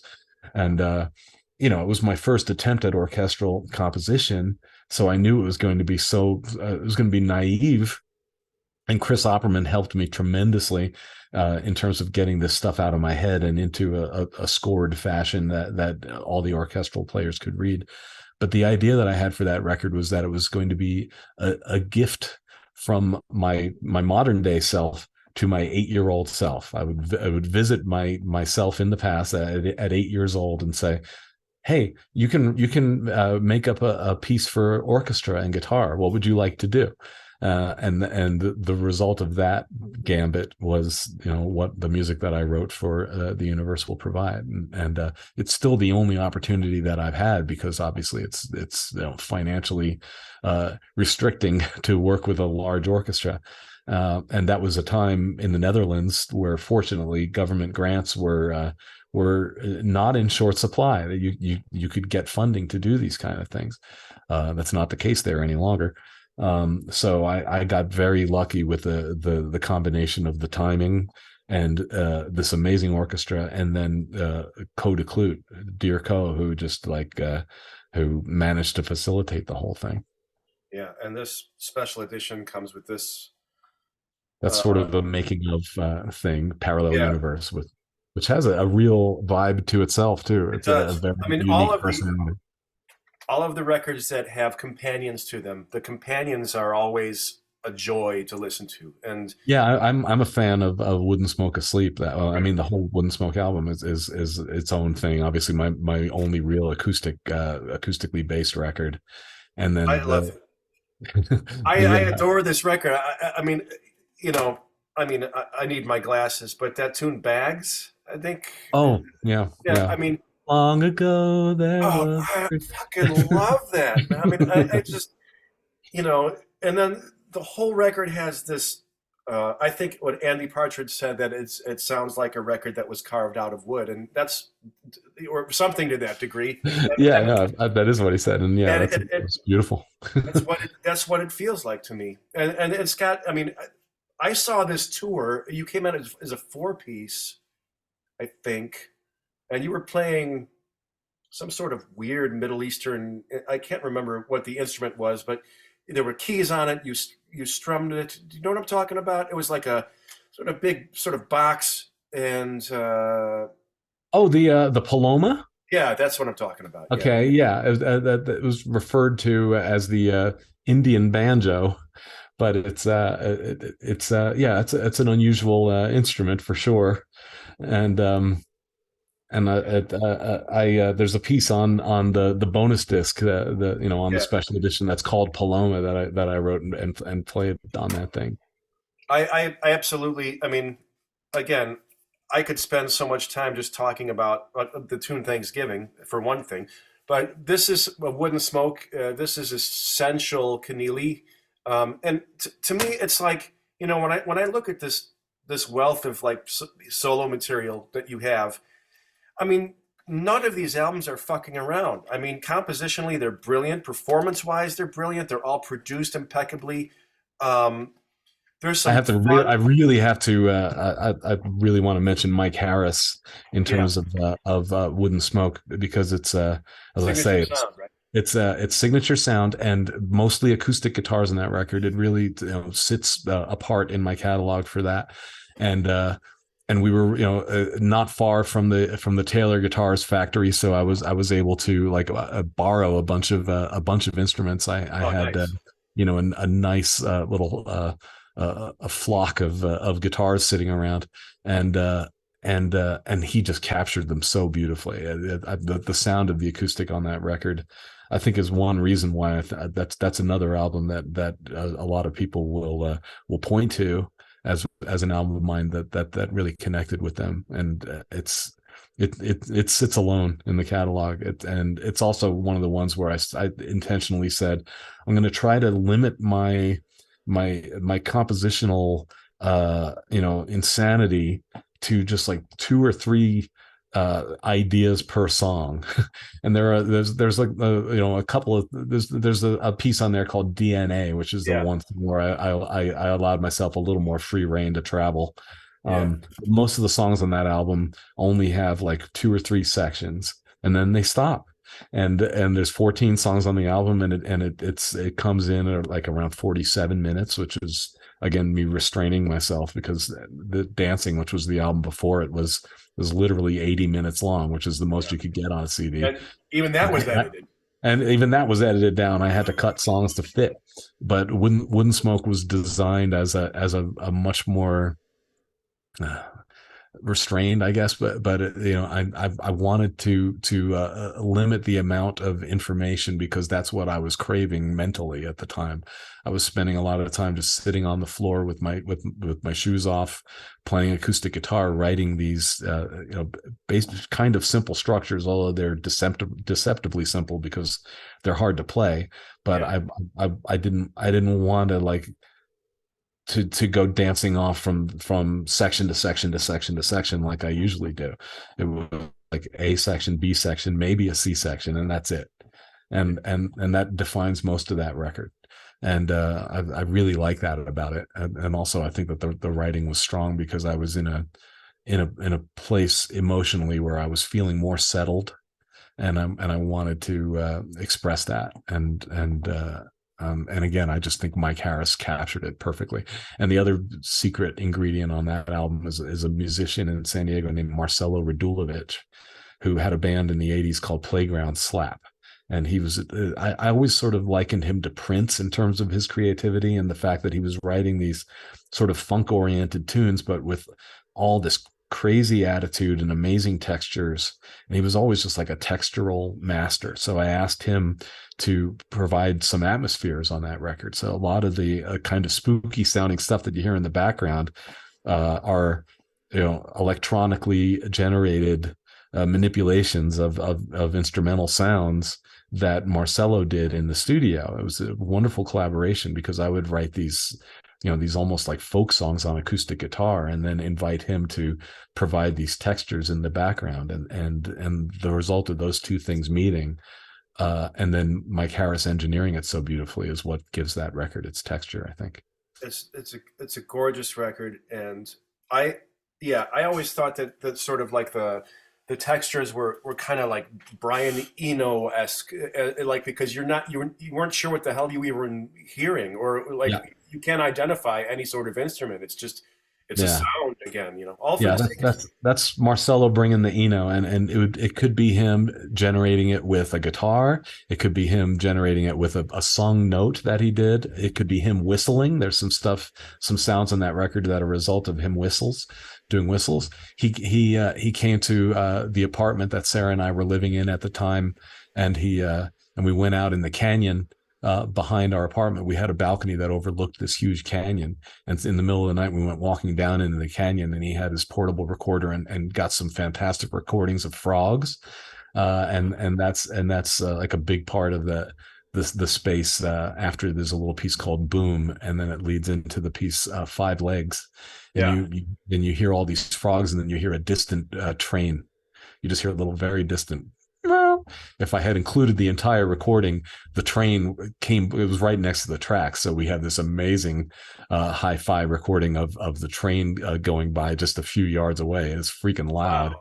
Yeah, sure. It's great because all the frogs were talking to each other, and then you hear that distant train whistle, and then you could hear the frogs become a little hesitant, and then the train goes by, and the train goes away. It takes several minutes, and then there's silence, and then you hear one frog kind of go, "Er, er," and another one responds, "Er," and then gradually it's like, "Er, er, er, er," and they all start talking to each other We're all again. still here. Yeah, yeah. It didn't end, You guys okay? Are you okay? That was really something, wasn't it? Oh, and one thing, Natty Ass Crow, man. Oh man, yeah. I fucking love that song, and I love the bridge to it. I just, it's peculiar. I don't know what the fuck it means, Me but either. I feel it very, very much. I love that Thank song. you, because I that's what I think that record is good at, is that because I was writing a lot of words that didn't make logical sense at the time, but I was attempting to capture a feeling, and Five Legs is another one. What the hell do those words mean? But but I do think it's valid even if it doesn't make logical sense, because emotions don't always make logical sense, and that's what I was going for there. So I love I'm glad you feel it.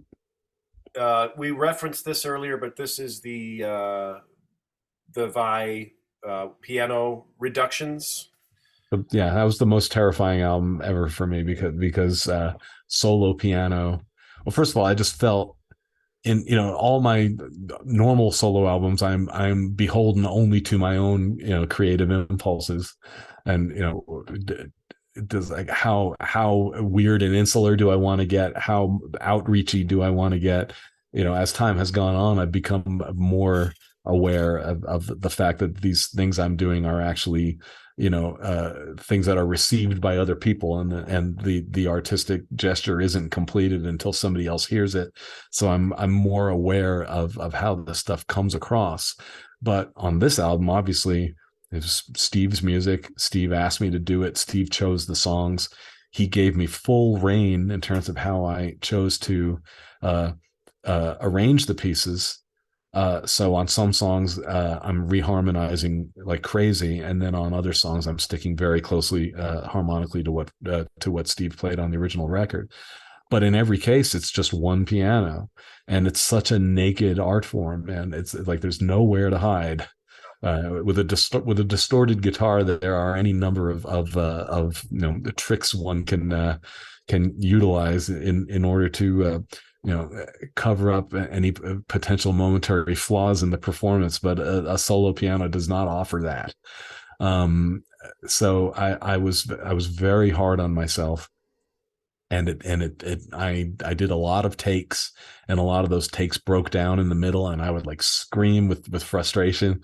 Oh, So I I can imagine. I mean, I delivered these tapes to Steve, complete, obviously, and he was transferring the tapes, and every time there would be this episode of me just expressing my fury with much profanity, he would excerpt that little bit and put it off into a file, and he was just Oh like yeah. collecting these things. And I still haven't heard the collected Mike Keneally obscenities from the piano reduction sessions, but one of these days I need to hear it. He's told me that it's spine tingling.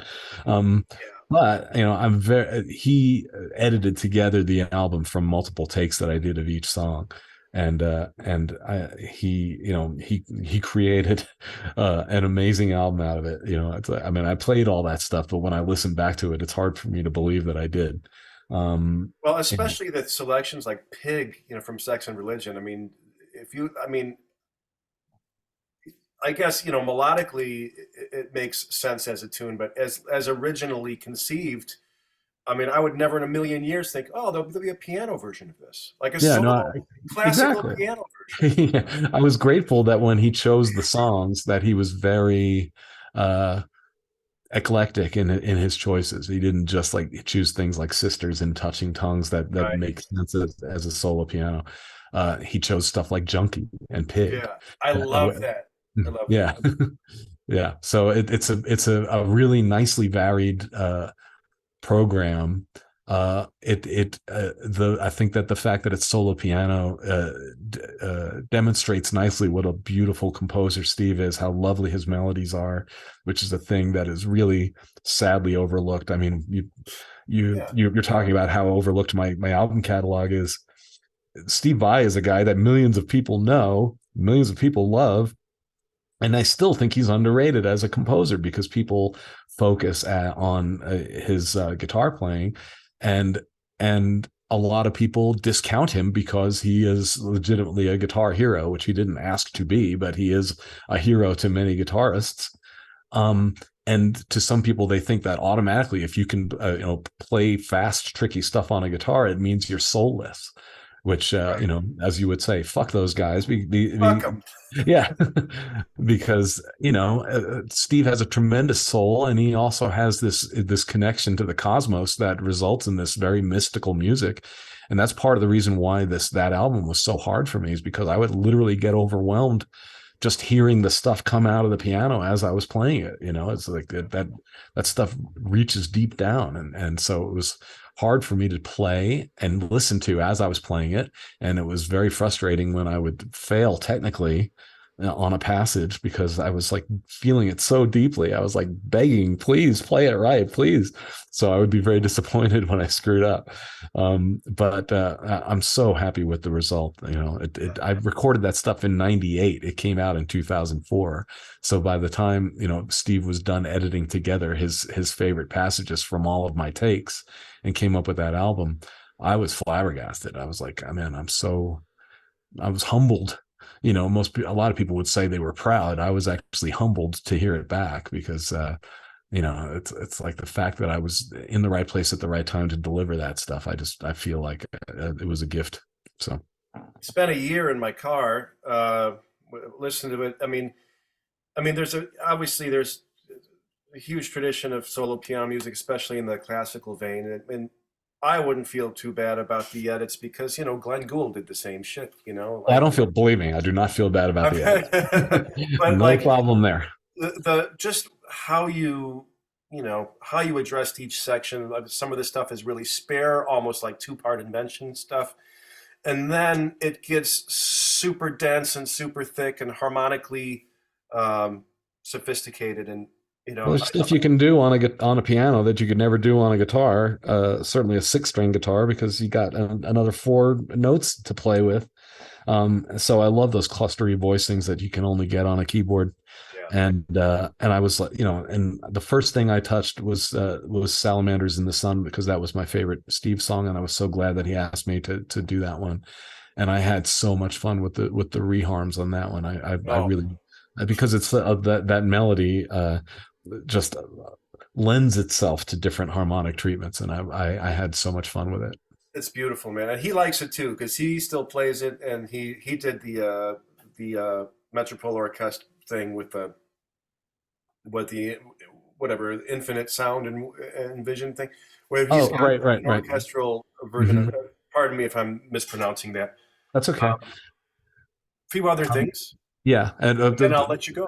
okay. I'm just gonna say the thing that moved me most, the like the abiding memory and feeling that I have about the piano reductions thing, was one time when Steve told me that it's his favorite way to listen to his own music. Oh Uh, it, wow! when he told me that, I felt like, okay, job done. I couldn't be happier. So that was done in '98. So you had, I mean, the '90s were Very productive. the decade for you, man. It was And productive, but also 2004, which was the year that came out, was at least in terms of releases, that came out. Universe will provide and Parallel Universe came out. Dog and Pup came out. So we had a bunch of stuff all coming out at the same time in 2004. I remember being very excited about that. that was one I was going to mention next. Was Dog, which was in a lot of ways kind of a. Here's again the special edition. Right. This isn't in print anymore, but you can everything. All the special edition material is available online in your store, right? As like And actually, I have like come across a few copies of the special edition, so I'll pop that out at my own gigs every once in a while. So if you come see me play, there's a good chance you might walk away with the now very rare special edition of Dog. so good. It's so good, and it's more of a. I don't want to say. I'm not going to say conventional, but it does have sort of more of a rock band feel to it. Sure. Again, like not, it didn't sound anything like dancing, but similar to dancing, it's a document of the band that I had at the time, which as opposed to a lot of my other albums, which are, pieced together from some things that I do myself and that some things that I do with a variety of other players. This is one band start to finish, and it was me, Brian Beller, Rick Musalem, and Nick DiVirgilio. And I love Nick's drumming because he drums like a producer. When he plays his drums, it's like he hears the finished record in his Yeah, head. So I think the drumming on Dog is fantastic, and it is, and we recorded some other more experimental stuff on that record, like Lil yeah, and Feeling Strangely, which both of which ended up on Wine and Pickles, which was like an outtakes record that came out a few years later. right And here. yep, and a lot of people were like, "Why didn't you put those songs on Dog?" And I thought I had a real specific vision for Dog, and those songs just like tipped it out of the vision that I had. And it was more of a concise song oriented thing, but then it leads to this fucked up. This tastes like a hotel. Oh uh, yeah, I was going to mention that one. yeah, this 15-minute thing Yeah, at the end of it all, which is probably the most self-indulgent, if truly bizarre thing I've ever done. And I have found a rehearsal recording of that band preparing to play that song live for the first time, and just trying to make sense of the insanity of that song for a live performance. And I was like, this is so self-indulgent. At the time, my Sarah, my wife, asked me, what's your favorite song on Dog? And I said, I think it's This Tastes Like a Hotel. And she says, that's not a song, it's a toy. well, what a way to put that. That's amazing. But she was right, because I was like, I did like tinker with that song for ages and ages. For But sure. it was like, that was another period where I was in a very dark frame of mind. This 2004. We are, it's obviously several years after 2000, after 9/11, Yeah, and 9/11 hit everybody hard. But at least with 9/11, we could still say and feel like we were the good guys. yeah. But Dog was the feeling of the way I was feeling in the wake of the Baghdad invasion, which was utterly indefensible. Yep. But the majority of the country was in this fucking mass hypnosis state where we felt like we had the right to go do that. And You and got I to get somebody, even if they have yeah, nothing to do with it. and I remember Scott Chatfield and I feeling like just like lone voices in the wilderness. And I was in Finland when we invaded Baghdad, and I was staying at a friend of Jan Vestman's. I was playing shows with Jan Vestman and Schroeder, which is my European power trio, and I woke up, and there's a bunch of people all gathered around the television, and I'm seeing these tracer bombs, and I'm going, what is that? And they said, oh, you guys are bombing Baghdad right now. Oh, Wow. So you were out of the country when that was I was out happening. of the country when that happened, and that Wow. and that led to some very tortured performances on that tour, where I was like trying to convey in my own Dixie Chicks kind of way my own sense of disgust and apology, but I felt just impotent. I felt so powerless, and that put me in a dark place for a couple of years, and Dog came out of that, and I think that some people were nonplussed by that record.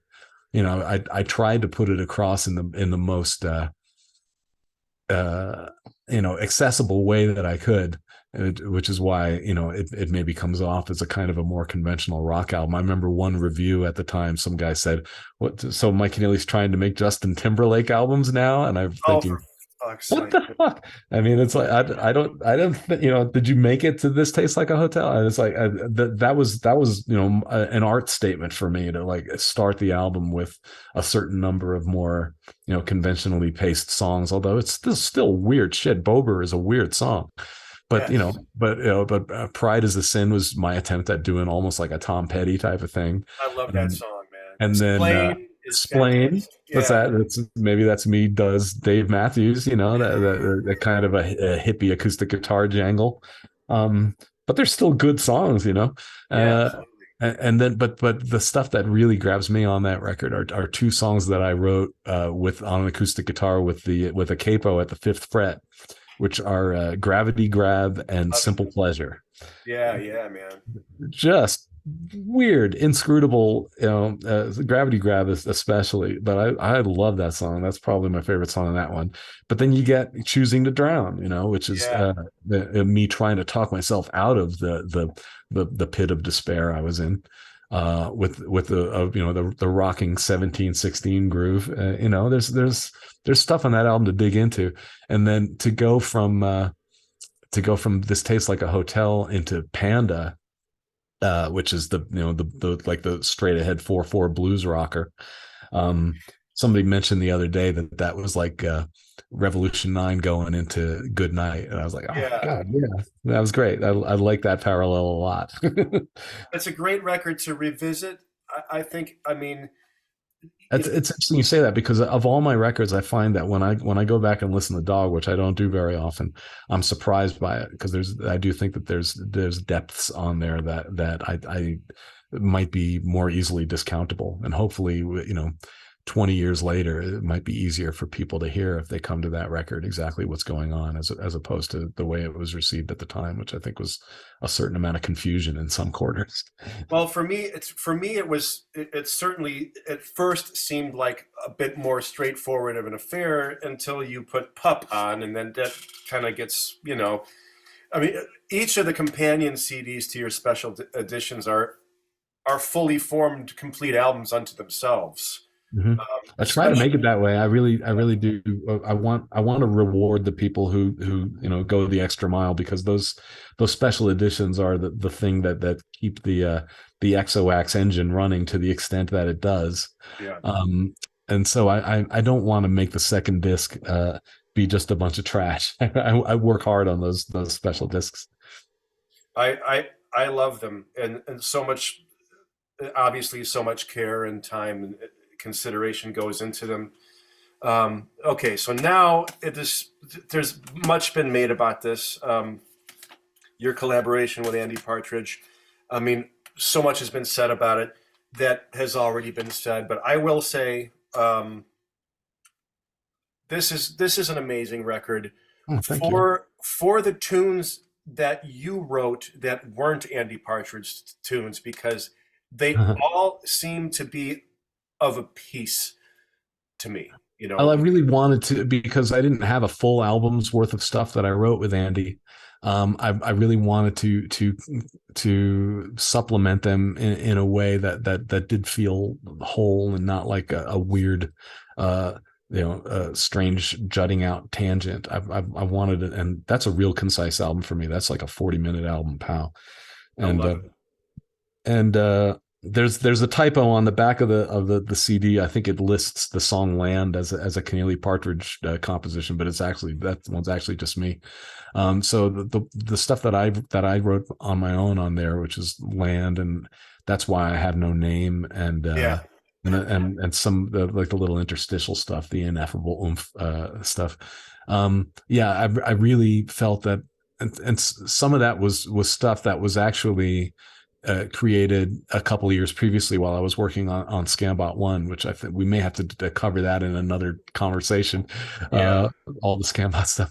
But that's a whole period that consists of, well, it started with Wine and Pickles, which was me gathering up stuff that hadn't been released after several years of not making any albums. So I wanted to get back into album making after I'd been involved with the School of Rock and various other things that had taken me away from making records, and I just wanted a break. But then I was ready to make albums again, so I put together Wine and Pickles as a means of summing up the first period, phase one, and then phase two started with Scambot One and its companion disc, Songs and Stories from Scambot One. And simultaneously with that, I was doing the album with Marco Miniman, Evidence of Humanity. So those two albums, even though they don't share any actual music, they do share DNA and the way I was thinking and playing at the time. And I had created so much stuff during the Scambot sessions that some of that ended up kind of being folded into the collaboration with Andy Partridge. So there's some pieces on Deep Fantastic that its genesis started in the Scambot period. Same with the following album, You Must Be This Tall, which is all the weird music that I was making at the same time as Wing Beat Fantastic. And then, and Scambot 2, which came out a couple years later, sums up that period. So all those albums, I feel like, form phase two.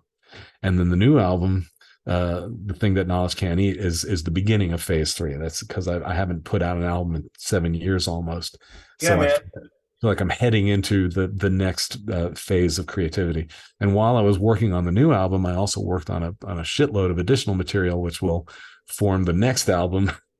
So I'm already actually I've got two albums in the works now. So I'm into the next phase three is just kicking off as far as anybody knows with the new album. But I've got a pool of material that is already in the works for the next several releases. Well, there's that. That's good news to me because I've missed you, man.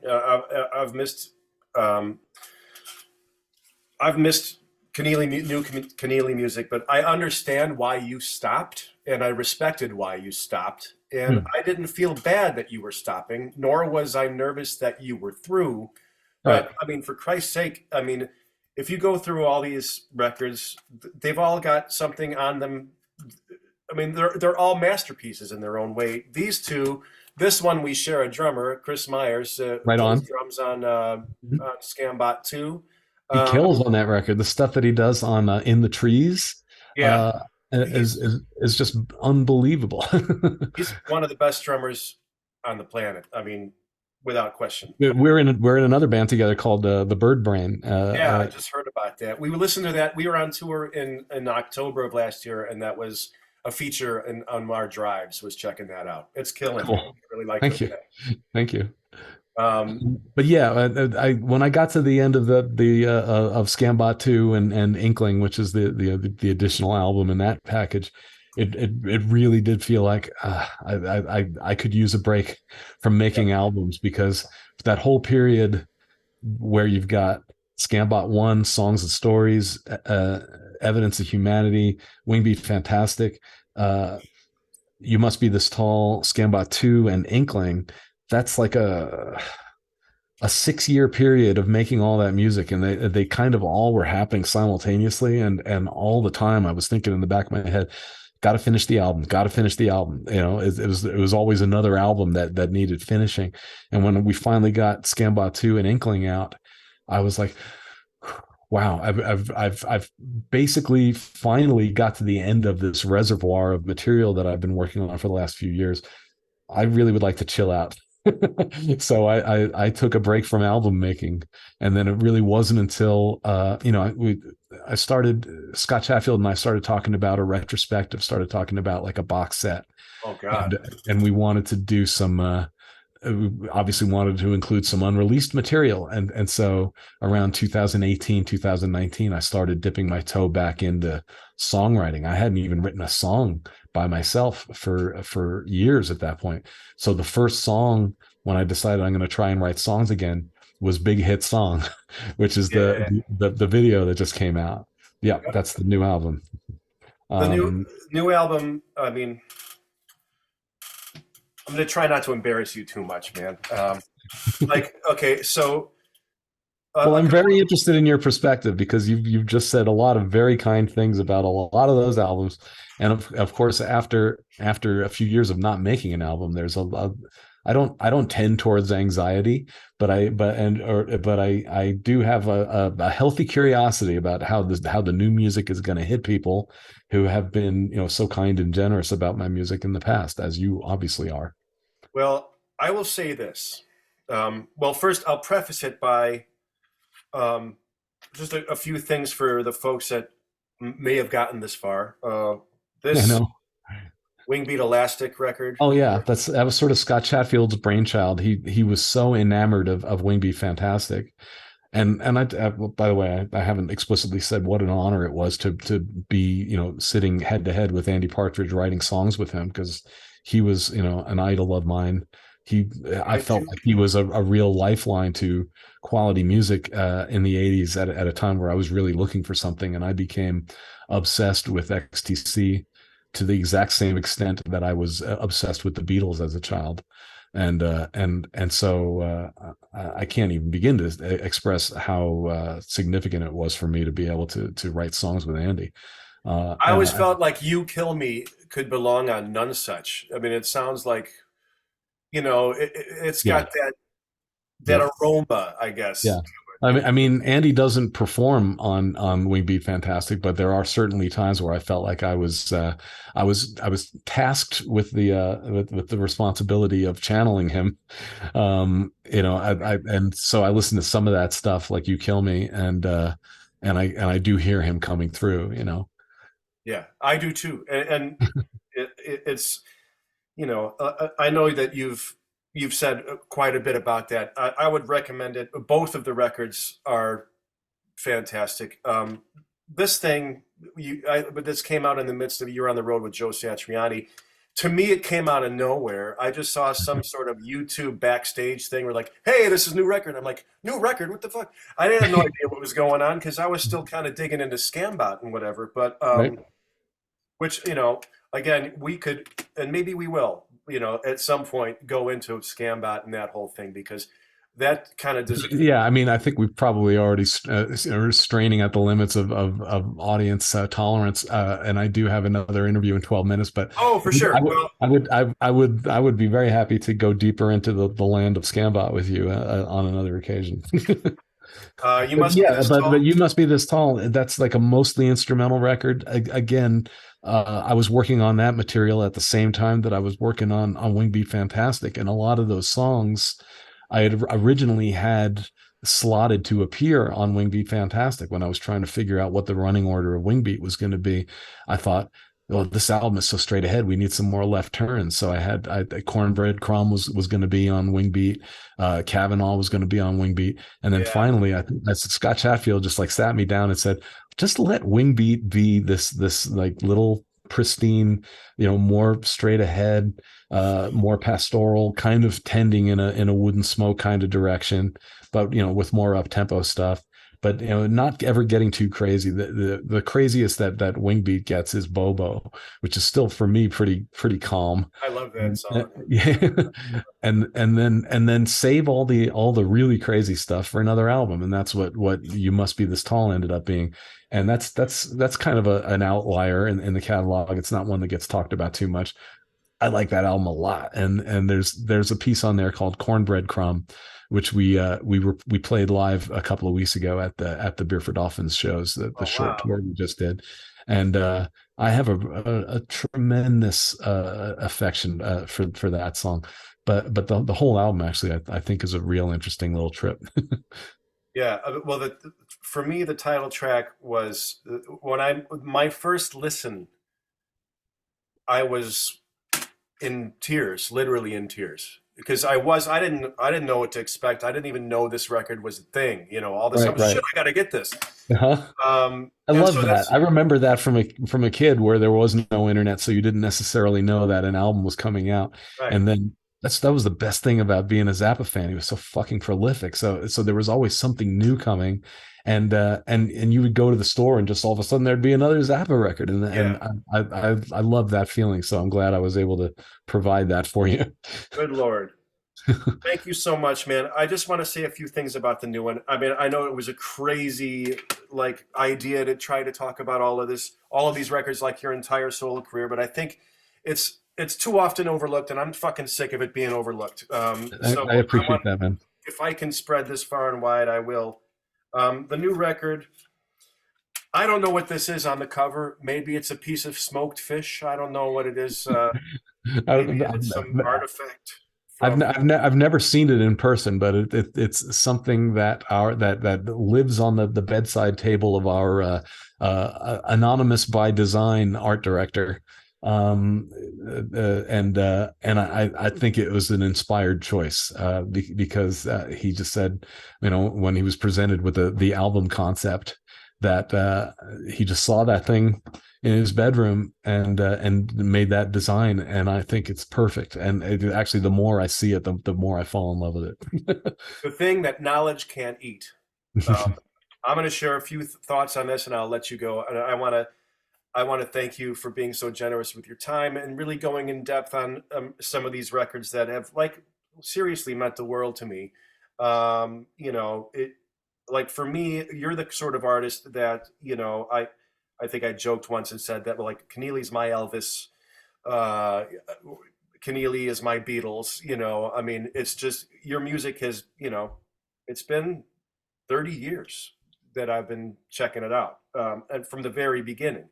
And I will say that this record is the one that I was sort of waiting for because I knew, based on some interviews, that you had something coming down the line eventually.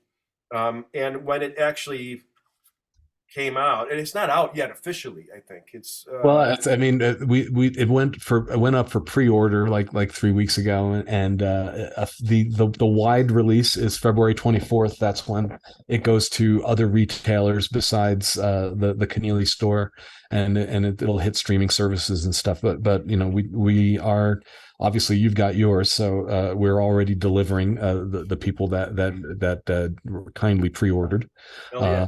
well in advance of the official street date. Um, and yeah, we didn't see any reason to hang on to it. After all this time, we felt it was time to, the people that are waiting for it, we wanted to provide. I love I love it. I think I'm maybe on my fourth listen now. I do a lot of driving because I live like an hour outside of Chicago, so I'm always Mhm. driving, always in my car. Mhm. Logos is wonderful. Uh, it's got a I think sense of that's humor. probably the Broadwayest thing I've ever done, Yeah, maybe. Yeah. and to me, it's sort of like to me that there are some really interesting records that Bruce Hornsby is making. So Oh yeah. lately, and so Mhm. it kind of fits into that sort of like new music gap, but it's also kind of a hilarious tune. Like the lyrics are hilarious and to me indicative of what everybody is out there doing, and everybody's a YouTube sensation now, and everybody's whatever, Mhm. and trying to come up with the best logo they can so they can sell their product or they can sell their brand. And I just loved it to death. Both sides of the street, man. It's as good as anything. It's just as good a pop tune as anything. Wow, thank you. That was an actual dream that I woke up and had to try to remember. I remember waking up very much in the middle of the night and sneaking downstairs so as not to wake Sarah, and playing the chord progression, which is very simple for me, Yeah, especially. But I just thought, what is this? This has to be something. Again, every time I write a simple song like that, I assume that I have stolen it. But yeah. I demoed that song, and what you hear on the album is basically is all me in lockdown. And so I shared early versions of it with people saying, what is this song? And I think it was, I can't remember now, but there was some Motown song that two people said it's kind of reminded them of. That was the closest thing, and it wasn't close enough for me to be concerned about the plagiarism worries. But I always have that thing. It was like Paul McCartney with scrambled eggs. He with Yesterday, he was convinced Yeah, yeah, he yeah. couldn't have written it, but it just feels like that kind of song that has just been sitting around waiting for somebody to actually make it happen. I absolutely love it. Much has been made of salary. Uh, no salary, it's celery. It is Steve and celery. I making quite an appearance on there. Yeah, Really, he did me a solid. I love what Steve plays on that song, oh, and it's it ridiculous. it gives me joy to have Steve on my record. I think it was very sweet of him to do. Big hit song, which you referenced earlier, is again kind of not a straightforward song, but it's certainly, you know, it's got a hooky little chorus. It's got a bounce to it. The thing for me about this, which I'm still trying to deal with, is Ack and Lana. Yeah. Those Oh, two, sure, yeah. those two songs together are quite confusing to me. And it's and you know what it is. It's not just. It sounds like, and this was the case too with you must be this tall. It's like it feels like you have these compositions, and then somebody takes a knife and just smears the top Yeah, of it, and yeah. then it's a whole different texture, and it's all of these things coming out of that. But it's like I'm not even sure what the hell I'm even listening to yet. So I mean, those are the ones I'm kind of trying to. There's a lot to digest in them, but I Hmm. will say that on first listen, it was mind blowing, man. I think, and I was surprised actually that there were only 9 tracks on this, and I know that you've got a bunch of guests and people on the record, but Yeah, it was originally, I was thinking that it was going to be a much longer album, possibly a two CD set. I figured I've been away for so long from making albums that I wanted to come out with a big statement. But the second CD, which is now the next album, was taking me so long to finish because I assumed, when we were all in quarantine and I didn't leave the house for a year and a half, I figured, well, surely I can get all this music finished by the time lockdown ends. And turns out that was sure. not the case. And I still haven't finished the second disc. And the more I sat with the songs on this album, I realized this is really making a statement. It really feels like a complete album on its own. The stuff that I'm working on for the what were originally going to be the second disc and is now going to be the next album, much more instrumental, much more bizarre. And I like the idea of this, similar to Wooden Smoke, similar to Wing Beat Fantastic. And I think it's interesting that these somewhat more concise, somewhat more focused albums of mine come out at roughly 10-year intervals, or maybe 11. Let's see. Wooden Smoke was 2001.